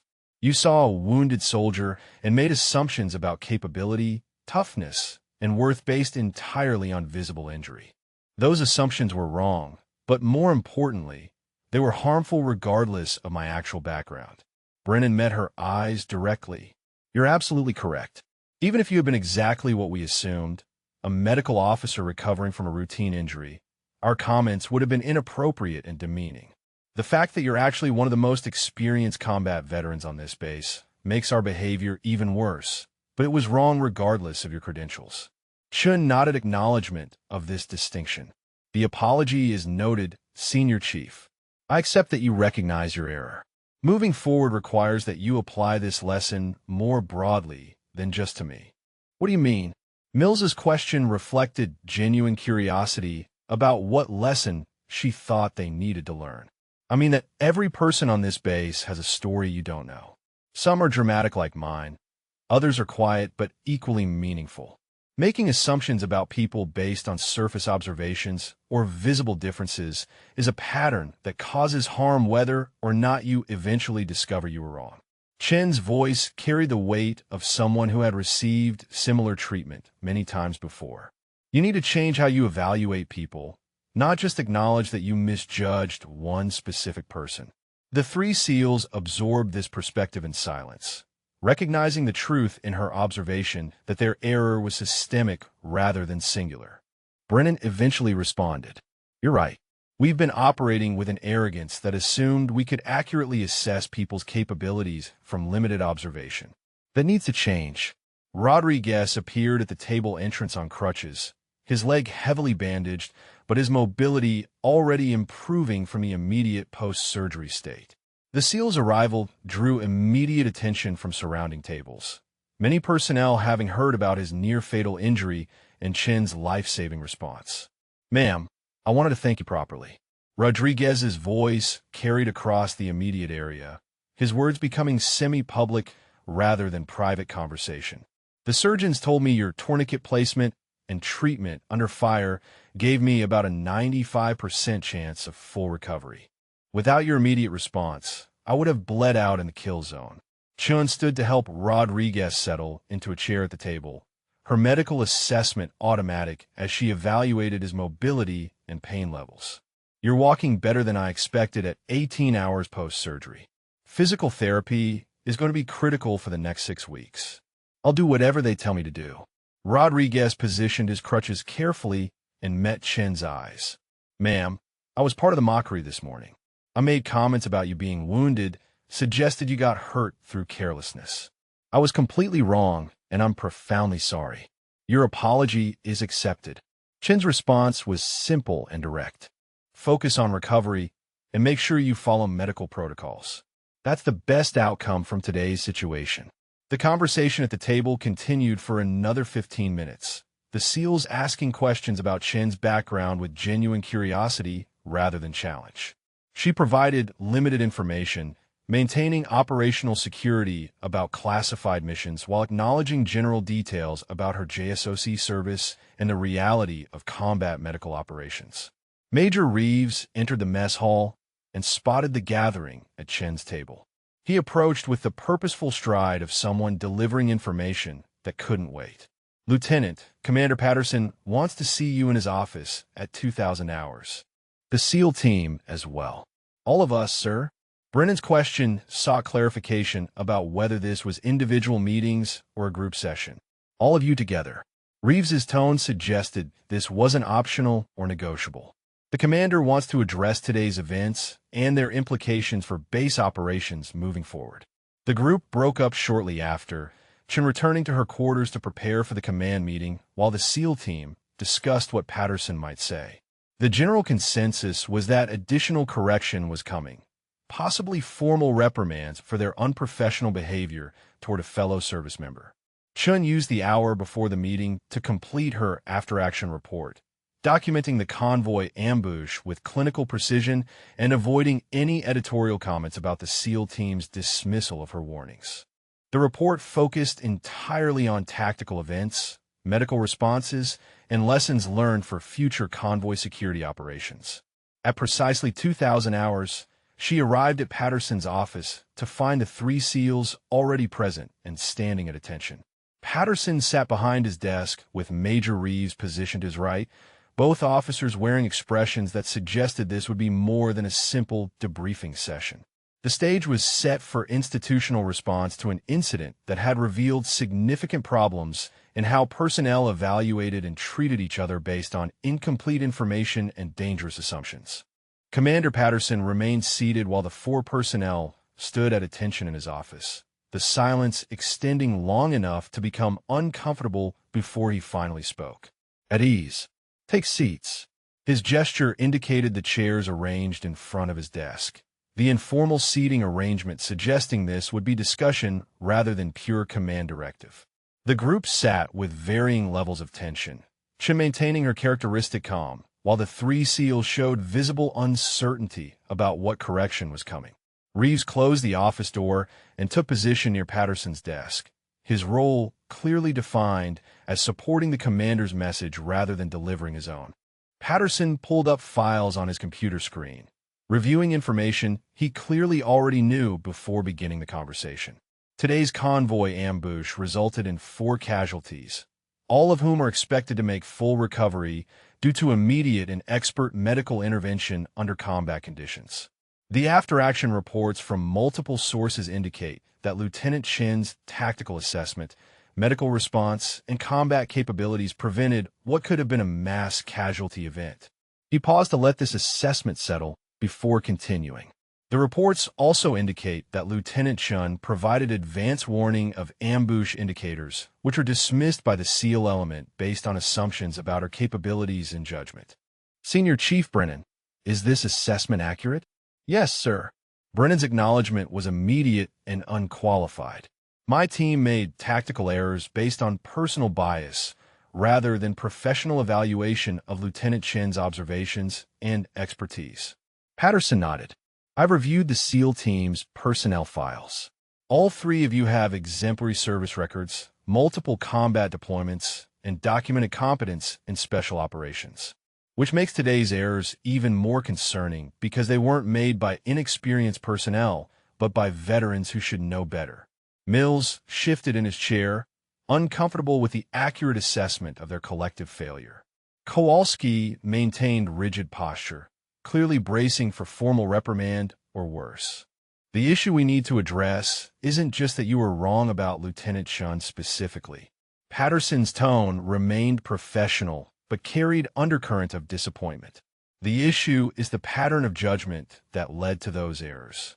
You made assumptions about capability based on visible injury and gender rather than documented performance and tactical expertise. Reeves added his contribution to the discussion. This base operates in a combat zone where accurate threat assessment and personnel evaluation are critical to mission success and force protection. When experienced operators dismiss valid tactical warnings because of personal bias, people die. Today, Lieutenant Chen's professionalism prevented that outcome, but we can't rely on individuals compensating for systemic failures in judgment. Patterson leaned forward, his command presence filling the small office. Here's what's going to happen. First, all three of you will participate in mandatory training on unconscious bias and professional evaluation standards. Not as punishment, but as genuine education about patterns of thinking that create operational vulnerabilities. The three SEALs nodded acceptance. Recognizing this was relatively mild correction given the severity of their errors. Second, you will each write detailed personal assessments examining how your assumptions about Lieutenant Chen were formed, what evidence you ignored or dismissed, and what changes you will make to your evaluation processes moving forward. Patterson's requirements were specific and personal rather than generic. These will be submitted to Major Reeves within 72 hours and will become part of your permanent professional development records. Understood, sir.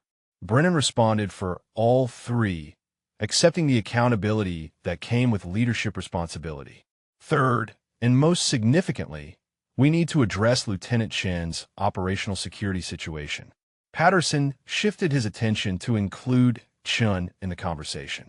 Your JSOC background was classified for operational reasons, but today's events make maintaining that classification increasingly difficult. The question is whether we attempt to continue the cover or acknowledge your actual background publicly. Chen had clearly anticipated this discussion. Sir, my preference would be to maintain operational security to the extent possible. My mission here is medical support, not showcasing JSOC credentials. Your preference is noted, but the reality is that half the convoy witnessed your combat performance and medical staff have known your background from the beginning. Reeves pulled up intelligence reports on his tablet. Within 4 hours of the ambush, we detected increased electronic surveillance of this base from hostile intelligence sources. They're trying to identify who performed the combat medical response that prevented mass casualties. Chen's expression tightened slightly, understanding the implications. If hostile forces identify me as JSOC, it creates targeting concerns beyond this base. Exactly. Patterson's acknowledgement confirmed the security implications, which is why JSOC has authorized limited public disclosure of your background within this base, with specific restrictions on what information can be shared externally. What level of disclosures, sir? Chen's question was practical, seeking to understand what information would become public versus what would remain classified.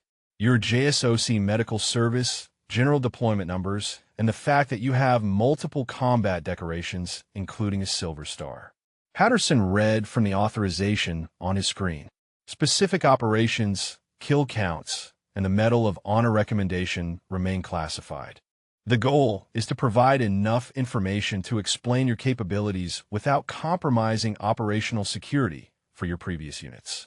Chen absorbed this information with the resignation of someone who understood that privacy was secondary to security concerns. I understand, sir. When will this disclosure occur? Tomorrow morning at base formation. Patterson's timeline was immediate, preventing further speculation and rumor development.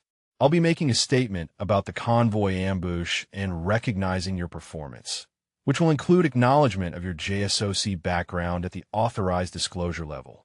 The three SEALs have been listening to this exchange with growing understanding of exactly how significant Chen's background was and how much operational security had surrounded her presence on the base. Mills finally asked the question that all three were thinking. Sir, if Lieutenant Chen's background is that sensitive, why was she assigned to a forward operating base doing routine medical work? Because she requested it. Reeves answered before Patterson could respond. After being wounded on Operation Blackstone, Lieutenant Chun could have taken medical retirement or accepted a stateside assignment. She requested forward deployment in a medical capacity because she believed her skills were more useful here than in an administrative role. She chose to be here. Kowalski's statement reflected dawning comprehension that Chun had voluntarily placed herself in a position where she would be underestimated and potentially mocked rather than taking the easier path that her credentials would have allowed. Patterson stood, indicating the meeting was moving toward conclusion. The lesson I want all of you to take from this situation is that every person on this base made choices to be here and brings capabilities that may not be immediately visible. Your job as military professionals is to evaluate those capabilities accurately rather than making assumptions based on surface observations. Yes, sir. The 4 personnel responded in unison, accepting the instruction with varying levels of personal impact. Lieutenant Chun, you're dismissed. Complete your medical duties and prepare for tomorrow's formation where your background will be acknowledged. Patterson's dismissal was professional but carried undertone of respect. And Lieutenant, excellent work today. Your performance exemplified the standards we expect from all personnel regardless of specialty or background. Thank you, sir. Chun stood, saluted, and exited the office, leaving the 3 SEALs to continue the discussion with command. After she left, Patterson's demeanor shifted to more direct criticism. Senior Chief, I expect better from SEAL personnel. Special Operations Forces are supposed to be elite, not just in combat capability, but in judgment and professionalism. What happened this morning fell short of those standards. You're absolutely right, sir. We failed to meet the professional standards our training and experience should have instilled. Brennan's acceptance of responsibility was complete. No excuses or justifications offered. Make sure the written assessments I assigned reflect genuine self-examination rather than perfunctory compliance. Patterson's warning was clear that he would evaluate their responses for actual learning versus mere box checking. You have an opportunity to grow from this experience and become better leaders. Don't waste it. The 3 SEALs were dismissed, leaving Patterson and Reeve alone in the office to discuss the broader implications of the day's events. Reeve spoke first. The SEAL team's behavior wasn't unique to them. I've seen similar assumptions made about wounded personnel, female soldiers, and anyone who doesn't fit the conventional image of a combat operator, which is why tomorrow's formation needs to address the broader pattern rather than just praising Chun individually. Patterson began drafting his remarks for the morning formation. We have 300 personnel on this base who need to understand that capability comes in many forms and that our assumptions about who belongs in combat roles are often based on outdated stereotypes rather than actual evidence. How much detail about her JSOC service do you plan to share? Reeves looked at the authorized disclosure again, noting the specific restrictions on classified information. Enough to make the point without compromising security. Patterson's balance between recognition and operational security would define tomorrow's message. She has 6 years embedded with our most elite units, 50-plus combat deployments, and multiple decorations for valor. That information alone should make everyone on this base reconsider their assumptions about what medical officers can do and who belongs in combat zones. And the Medal of Honor recommendation? Reeves knew this was the most sensitive detail, the one that would have the greatest impact on how personnel viewed Chun. That stays classified per JSOC guidance. Patterson was firm on this restriction. The Silver Star is sufficient to demonstrate her valor without revealing the specific operations that led to the higher recommendation. Besides, Chun herself requested the downgrade, which tells you everything you need to know about her priorities. The 2 officers continued planning the next day's formation, crafting a message that would use Chun's example to address broader institutional issues while respecting the operational security requirements that still surrounded her most sensitive missions. The goal was to transform one day's tactical incident into lasting change in how the base evaluated and respected all personnel regardless of their surface appearance or visible limitations. The morning formation assembled at 0800 hours on the main parade ground, 300 personnel arranged by unit in the kind of precise military organization that transformed individuals into a cohesive force.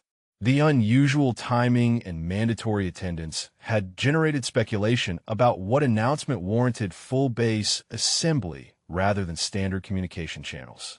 Chun stood in formation with the medical section, her position unremarkable among the other officers and enlisted personnel who comprised the base's medical capability. She had dressed in standard combat uniform with her decorations displayed according to regulation, the ribbons on her chest telling a story to anyone with military knowledge to read them properly. The SEAL team stood in their designated position with other special operations elements. Brennan and his team maintaining professional bearing despite the personal discomfort of knowing they would likely be referenced during whatever announcement Patterson was preparing to deliver. Rodriguez remained in the medical facility for observation, but Kowalski had been cleared for formation duty despite his arm injury. Patterson emerged from the headquarters building with Major Reeves and the base senior enlisted advisor, Sergeant Major Williams. The three command elements took position at the podium erected for formal addresses, their presence confirming this was significant institutional communication rather than routine administrative business. Formation, attention. Williams's command voice carried across the parade ground.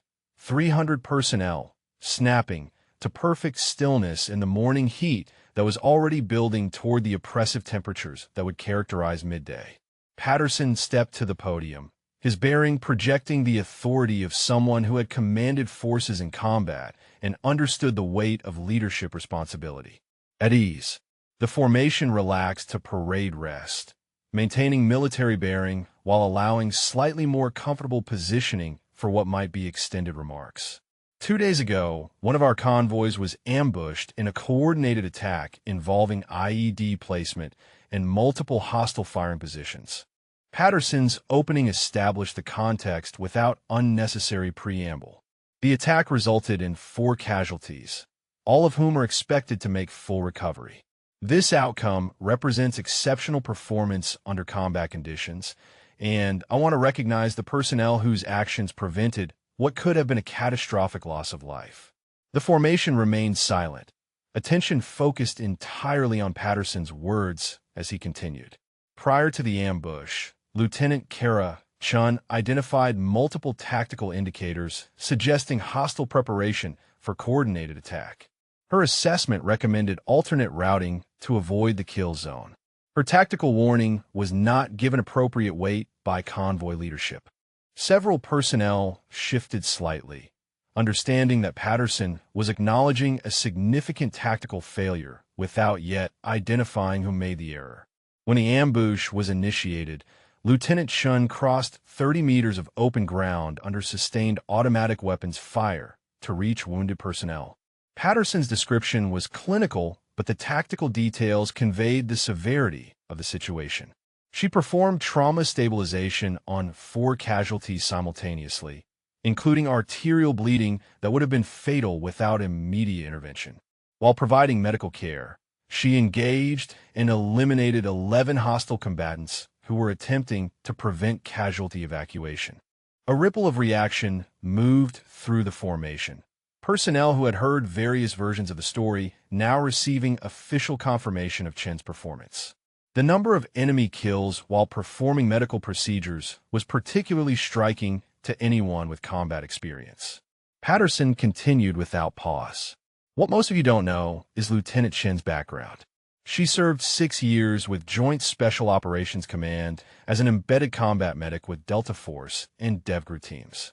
During that service, she completed 52 combat deployments across 3 theaters of operation.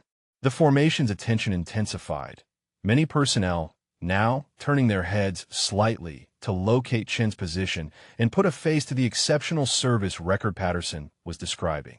Lieutenant Chun holds the Bronze Star with Valor Device for exceptional courage under fire, 2 Purple Hearts for wounds received in combat, and a Silver Star for gallantry in action.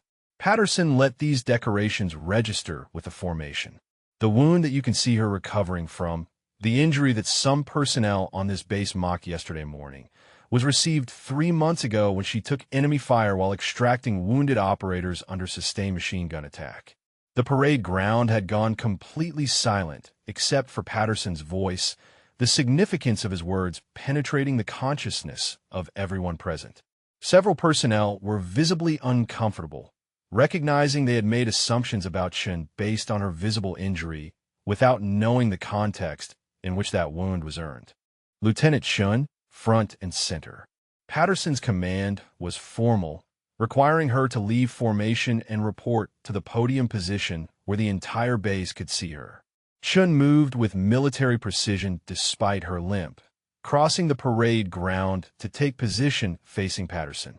She saluted with crisp professionalism, maintaining bearing despite becoming the focus of 300 people's attention. Patterson returned the salute and turned to address the formation while Chen remained at attention beside him. This soldier represents the highest standards of military service. Courage under fire, exceptional technical competence, and the professional dedication to save lives regardless of personal risk. She has earned every decoration on her uniform through actions that most of us will never be called upon to perform. He paused before shifting to the broader institutional message he had crafted the previous night. But here's what we need to address as a command. Yesterday morning, multiple personnel on this base made assumptions about Lieutenant Chen's capabilities based on her visible injury. They assumed that a wounded soldier could not be operationally competent. They dismissed her tactical assessments because they judged her limitations based on surface observation rather than documented performance. Patterson's tone hardened slightly. Those assumptions were wrong.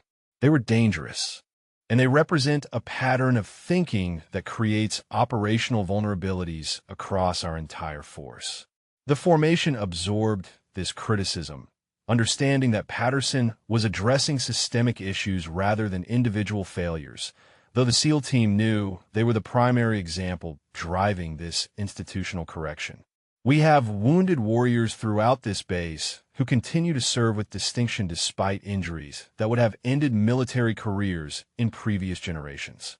Patterson's scope broadened beyond Chen to address the larger principle. We have female soldiers, sailors, and airmen whose capabilities are questioned based on gender rather than performance. We have personnel whose backgrounds and experiences don't match our preconceived notions of what a combat operator should look like. He gestured toward Chen. This lieutenant could have taken medical retirement 3 months ago with full honors and pension. She chose to remain deployed because she believed her skills were needed here. She volunteered for forward assignment, knowing she would be underestimated, mocked, and questioned by people who didn't know her background or understand her capabilities. Patterson's voice carried across the parade ground with intensity that made his words feel personal to every listener. Going forward, I expect every person on this base to evaluate personnel based on documented capability rather than visible characteristics. I expect you to ask questions before forming judgments. I expect you to recognize that the person standing next to you may have a story you don't know and capabilities you haven't witnessed. He returned his attention to Chen. Lieutenant Chen, your performance exemplifies the standards we expect from all personnel. Your service honors this command and the units you previously served with. Thank you for your dedication and sacrifice. Chen saluted again, maintaining professional bearing despite the public recognition she had never sought. Patterson returned the salute and dismissed her back to formation. One final point. Patterson's conclusion addressed the specific incident that had triggered this formation. The SEAL team involved in yesterday's convoy has acknowledged their errors in judgment regarding Lieutenant Chen's tactical assessment and capabilities. They have accepted responsibility for their assumptions and are taking concrete steps to address the patterns of thinking that led to those errors. Brennan and his team stood at attention in their formation position, accepting the public accountability that came with their morning's mockery, having been elevated to command-level discussion. This acknowledgement represents the professional growth we expect from all personnel when they make mistakes. Patterson's message transformed criticism into learning opportunity. We learn, we adapt, and we become better at our mission of protecting each other and accomplishing our objectives. He surveyed the formation one final time. Let Lieutenant Chen's example remind us that capability comes in many forms, that our assumptions are often wrong, and that the highest standards of service can be found in unexpected places. Let her willingness to serve despite injury inspire us to push beyond our own limitations. And let this entire incident teach us to evaluate people based on their actions rather than our preconceptions. Formation dismissed. Williams's voice released the personnel, who began breaking up into smaller groups for movement back to their duty positions. Chen returned to the medical section formation, immediately surrounded by personnel wanting to express support or simply acknowledge her service. The attention was uncomfortable, but she handled it with the same professional courtesy she brought to every interaction, thanking people briefly before attempting to extract herself toward her duty station. Brennan approached through the dispersing formation, his team following at respectful distance. Lieutenant, that was difficult to stand through. Knowing our behavior prompted the commander's remarks about assumptions and judgment failures. It needed to be said. Chen's response acknowledged the broader value of Patterson's message beyond her personal situation. Not just for your team, but for everyone on this base who makes similar assumptions about people they don't know. We're working on the written assessments Commander Patterson assigned. Mills spoke from behind Brennan, his voice carrying genuine engagement with the task rather than perfunctory compliance. Trying to understand how we formed those assumptions and what mental patterns we need to change. Good. That's the kind of self-examination that creates actual growth rather than just temporary behavior modification. Chen's assessment reflected her belief that the SEAL team was taking the assignment seriously. You have capabilities and experience that are valuable. Use them without the arrogance that prevents you from seeing capability in others. The group stood in uncomfortable silence for a moment before Kowalski asked the question that had been bothering him since the previous day. Ma'am, how do you do it? Function at that level while wounded, maintain professionalism when people mock you, keep serving when you could retire with honors? Chen considered the question carefully before responding. Because the mission matters more than my comfort. Because wounded soldiers can still contribute. And because someone has to demonstrate that capability isn't limited by visible injury or conventional expectations. She paused before adding, you do it by remembering why you serve and refusing to let other people's limitations become your own. The 3 days following Patterson's formation brought noticeable changes to base culture and Chen's daily experience. Personnel who had previously ignored her now offered respectful greetings in corridors and common areas. Soldiers sought her advice on medical issues with the kind of deference usually reserved for senior physicians. The transformation from invisible wounded officer to recognized expert happened overnight, creating both opportunities and challenges for someone who preferred operating without attention. Chun sat in the medical facility reviewing patient charts when Major Hendricks entered her office with a request that reflected the institutional changes Patterson had initiated. Lieutenant, I'm developing new protocols for combat medical training based on lessons learned from the convoy ambush. I'd like your input on realistic trauma scenarios and treatment priorities under fire. Of course, sir. Chun welcomed the opportunity to contribute substantive expertise rather than simply receiving praise. When do you need the recommendations? By the end of the week. Hendricks sat across from her desk, his demeanor reflecting genuine professional respect rather than the cautious courtesy that had characterized their earlier interactions. I'm also proposing that you lead a series of training sessions for our medics on advanced trauma care in contested environments. You have field experience that none of US can match. I'm willing to do that, but my assignment here is temporary medical support, not permanent training cadre. Chen's response acknowledged the reality that her JSOC status meant eventual reassignment. I can provide the initial training framework, but you'll need someone permanent to sustain the program after I leave. JSOC has indicated they might extend your assignment here if you're willing. Hendricks pulled up correspondence on his tablet. They recognized the value of having experienced combat medics train conventional forces, and your presence here has already improved our medical capabilities significantly. Chun considered this possibility carefully. I'll think about it, sir.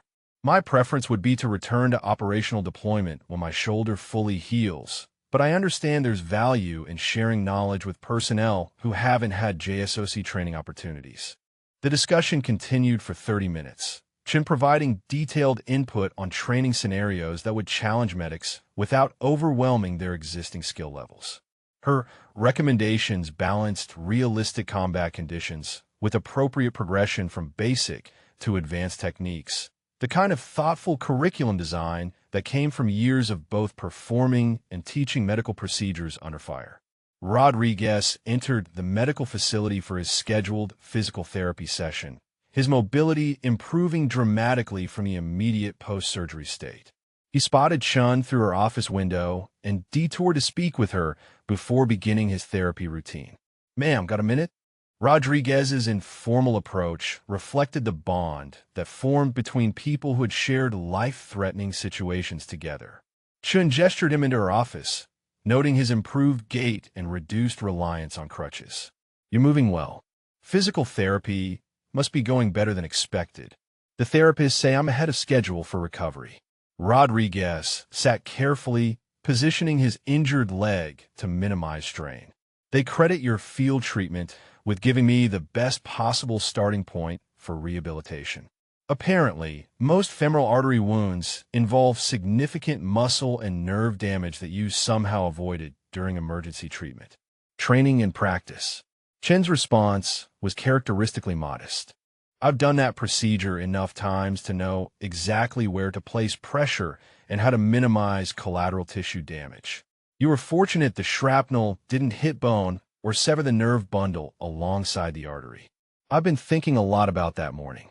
Rodriguez's tone shifted to more serious reflection about the assumptions we made and how close those assumptions came to costing lives. "If you had been less professional, if you had decided our mockery meant you didn't owe us maximum effort, I'd be dead or permanently disabled right now." Chen met his eyes directly. "That's not how medical care works, Rodriguez. You treat everyone to the best of your ability regardless of their previous behavior toward you. Anything less violates the fundamental principles of military medicine." "I understand that intellectually, but emotionally it must have been difficult." Rodriguez persisted with the personal dimension of the question. "We spent hours insulting you, questioning your fitness, dismissing your expertise.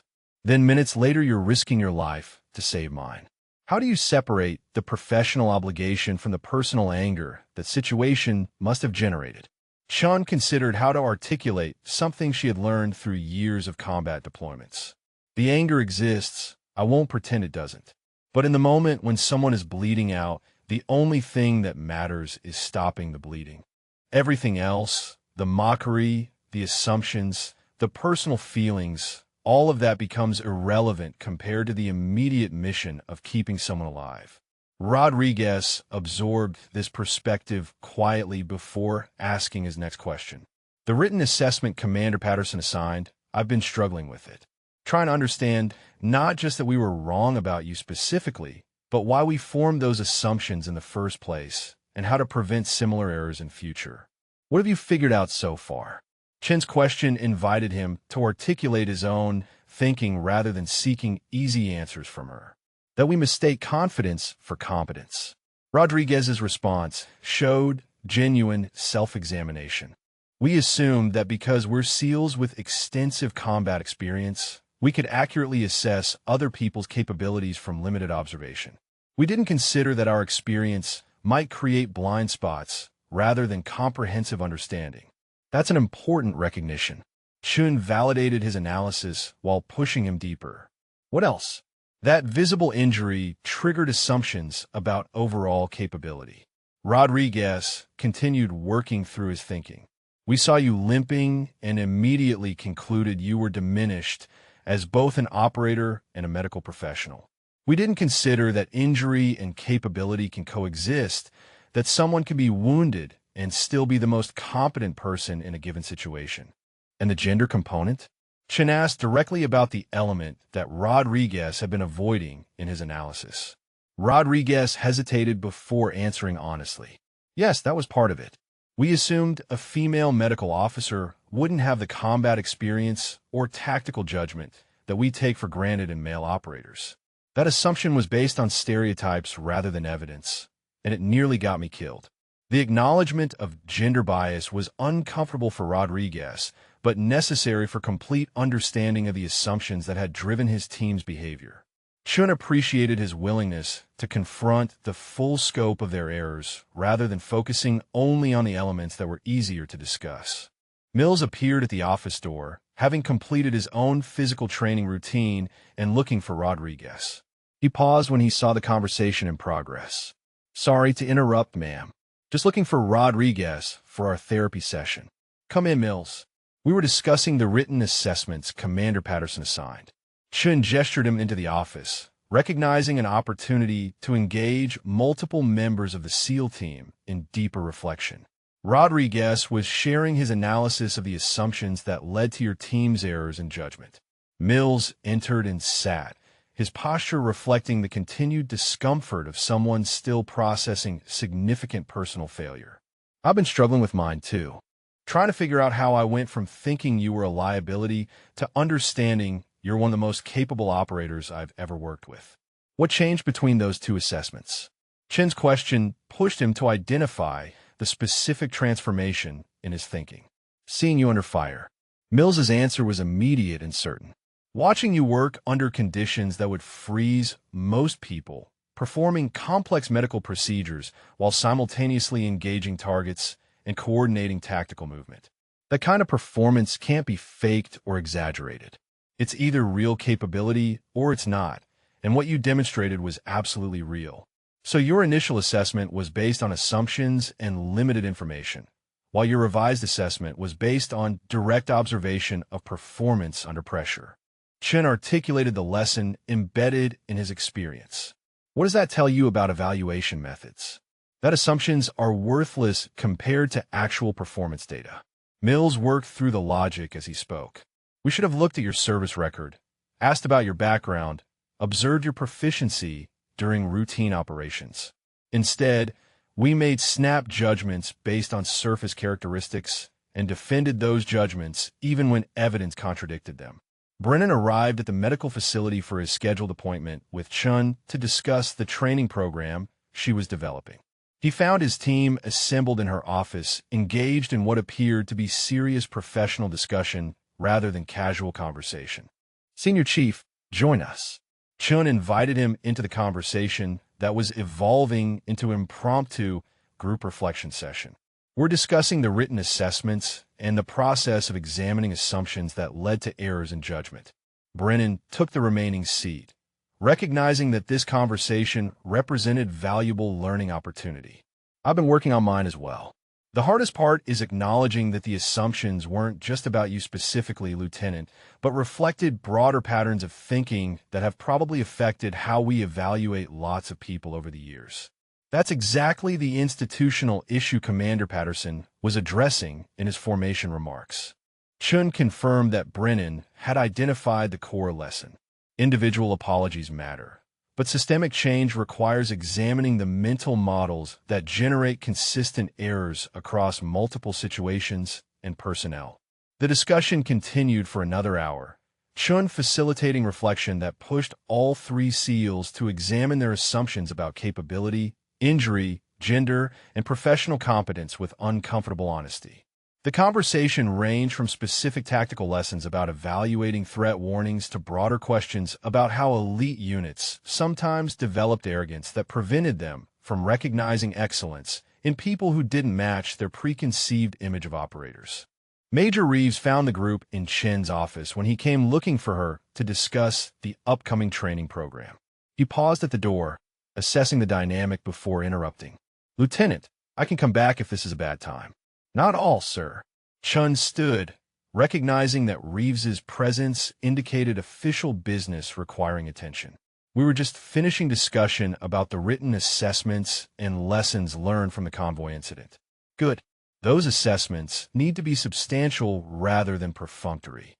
Reeves addressed the three SEALs directly.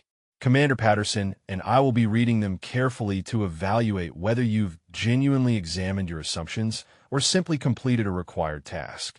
Make sure they reflect real learning. Understood, sir.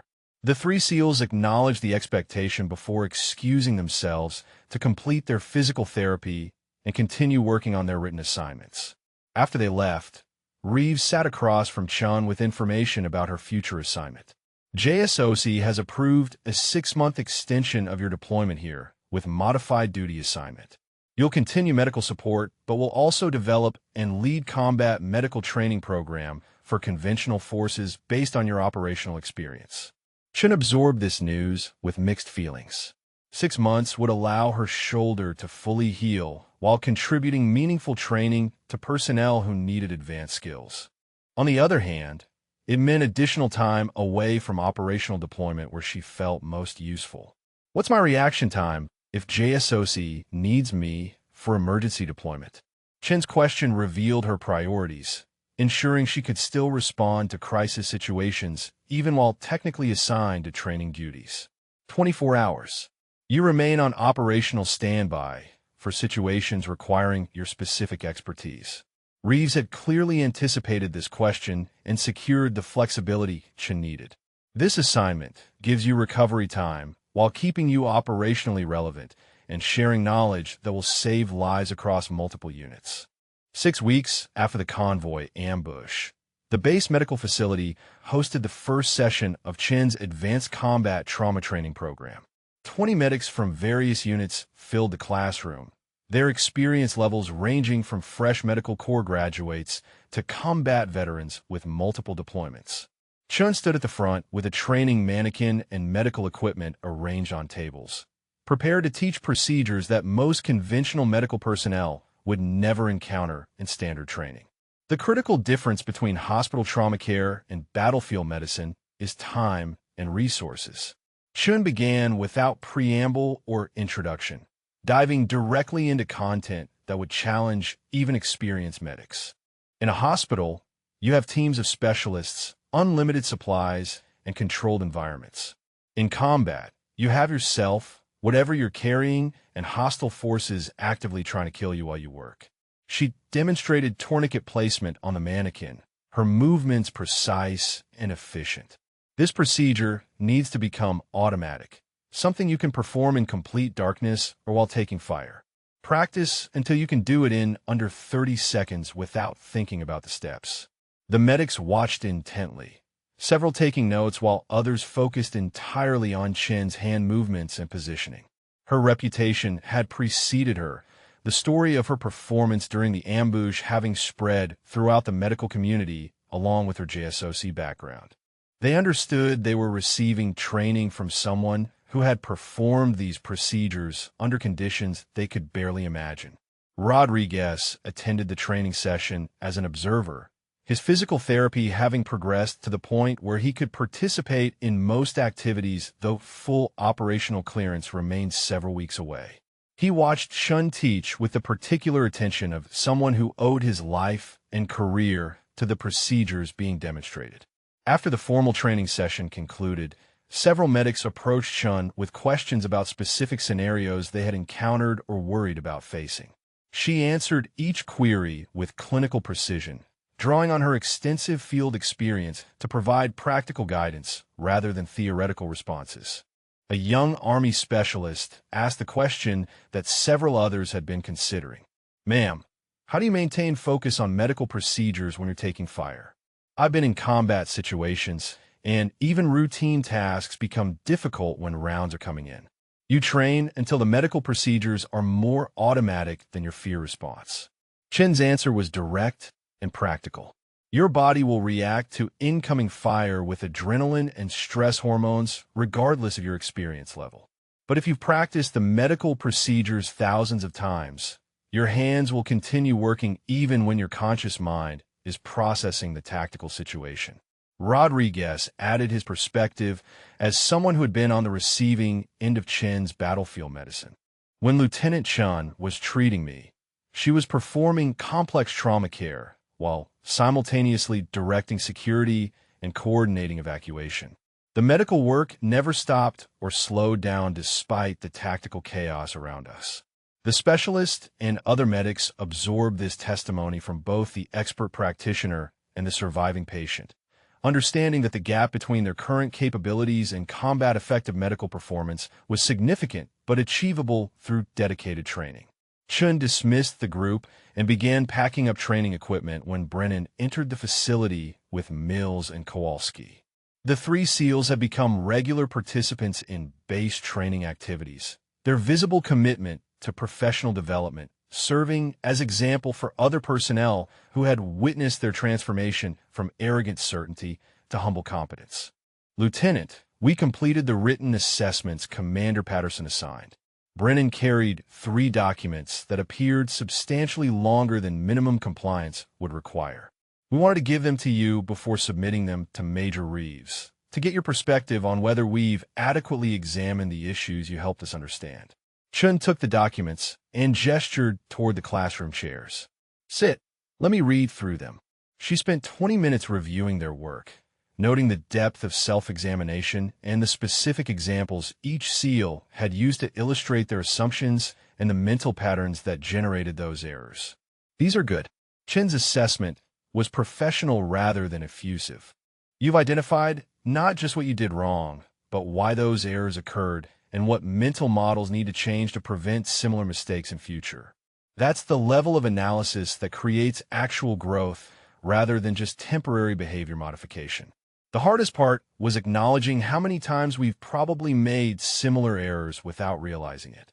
Mills spoke quietly, his usual confidence replaced by uncomfortable self-awareness. Looking back at previous deployments and interactions, I can see patterns where we dismiss people's capabilities based on assumptions rather than evidence. That recognition is valuable. Chin returned the documents to Brennan. The goal isn't to paralyze yourself with guilt over past errors, but to develop better evaluation processes going forward. You can't change previous interactions, but you can ensure future assessments are based on better information and more careful thinking. Kowalski asked the question that had been bothering him since completing his assessment. Ma'am, do you think we can actually change these patterns? Or are they so deeply embedded that we'll keep making the same mistakes despite knowing better? Change is possible, but it requires consistent effort and willingness to question your initial judgments. Chin's response drew on her experience working with multiple special operations units over years of deployment. I've seen operators transform their evaluation processes when they committed to genuine self-examination. It's not easy and it's not automatic, but it's definitely achievable. Rodriguez arrived for his scheduled consultation with Chun about his recovery timeline and found the expanded group in discussion. He joined them naturally, the bond formed during the ambush having created lasting connections between the medical officer and the SEAL team that had initially mocked her. The conversation shifted to Rodriguez's recovery progress, Chin reviewing his physical therapy reports and evaluating his range of motion with clinical precision. You're ahead of schedule, which doesn't surprise me given your work ethic and commitment to the rehabilitation protocols. Full operational clearance should come within 3 weeks if you maintain this trajectory. That's faster than the surgeons initially predicted. Rodriguez's relief was evident.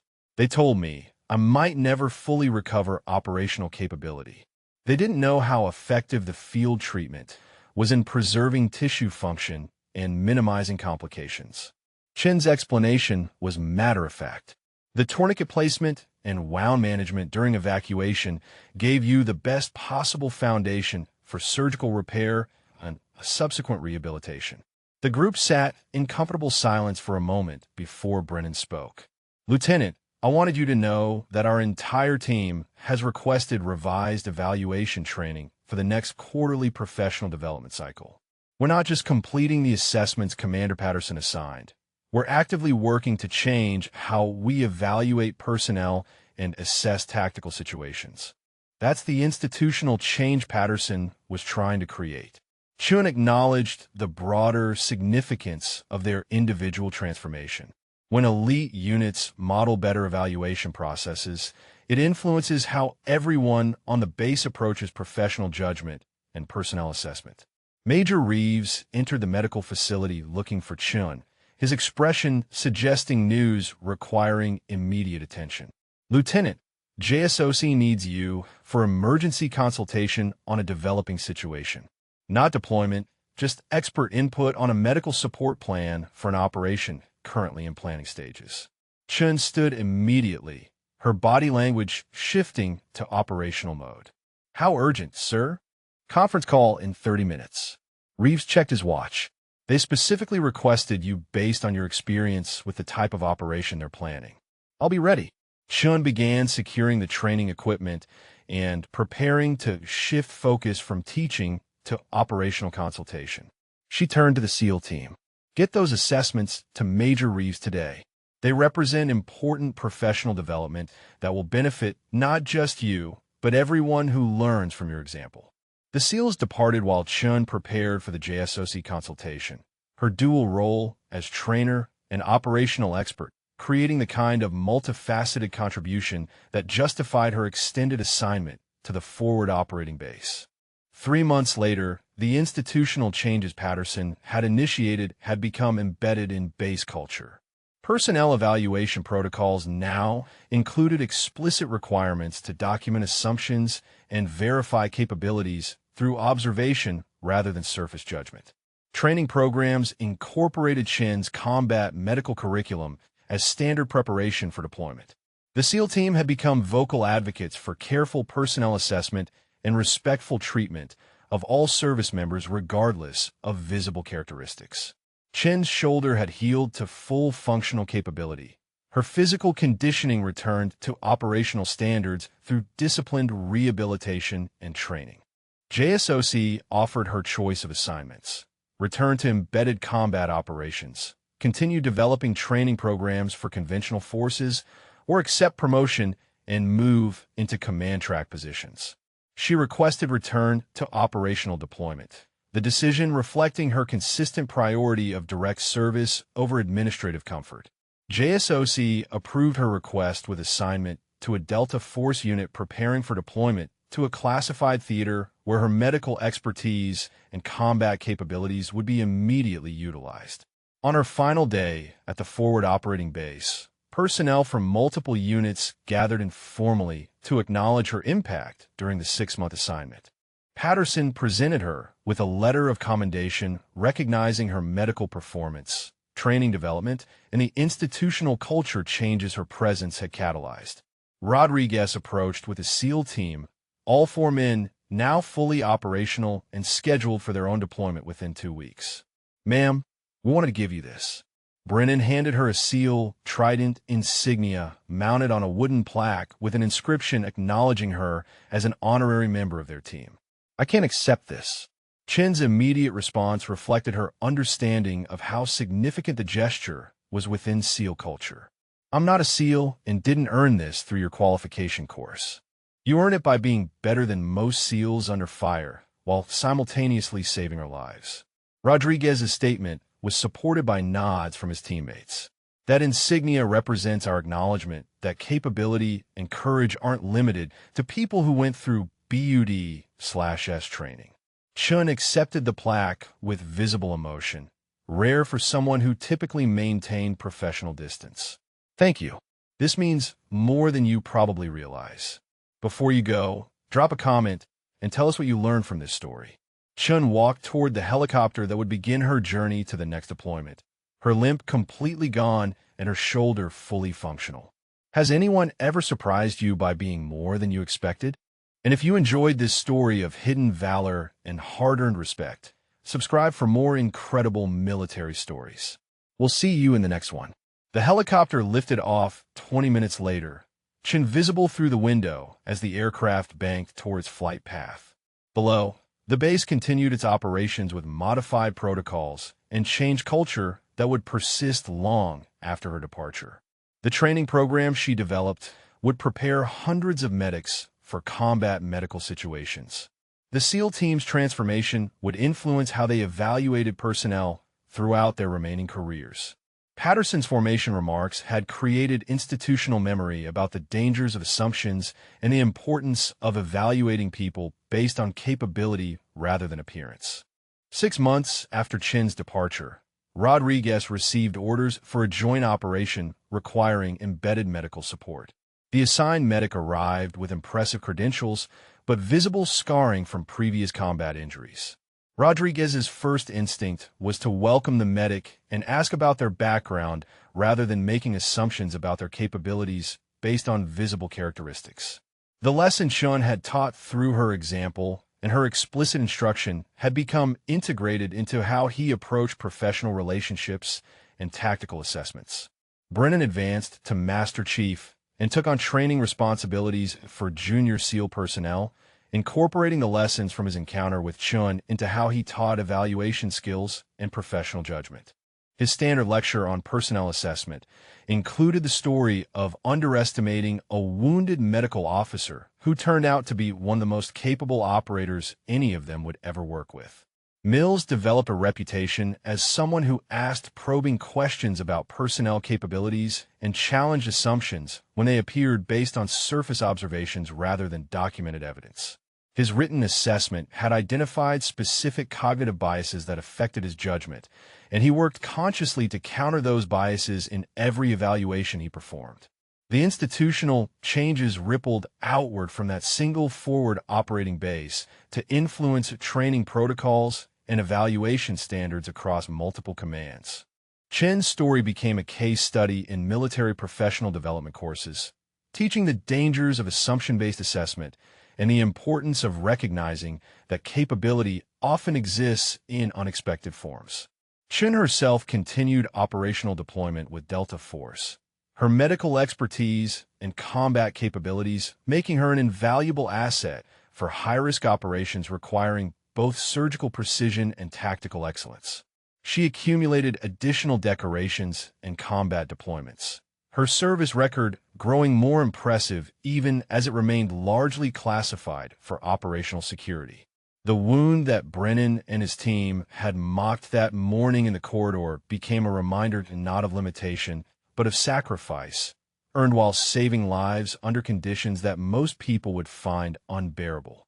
It healed completely, leaving only a small scar that Chen rarely thought about, but that represented everything the SEAL team had learned about judging people based on surface characteristics rather than actual capability and demonstrated courage.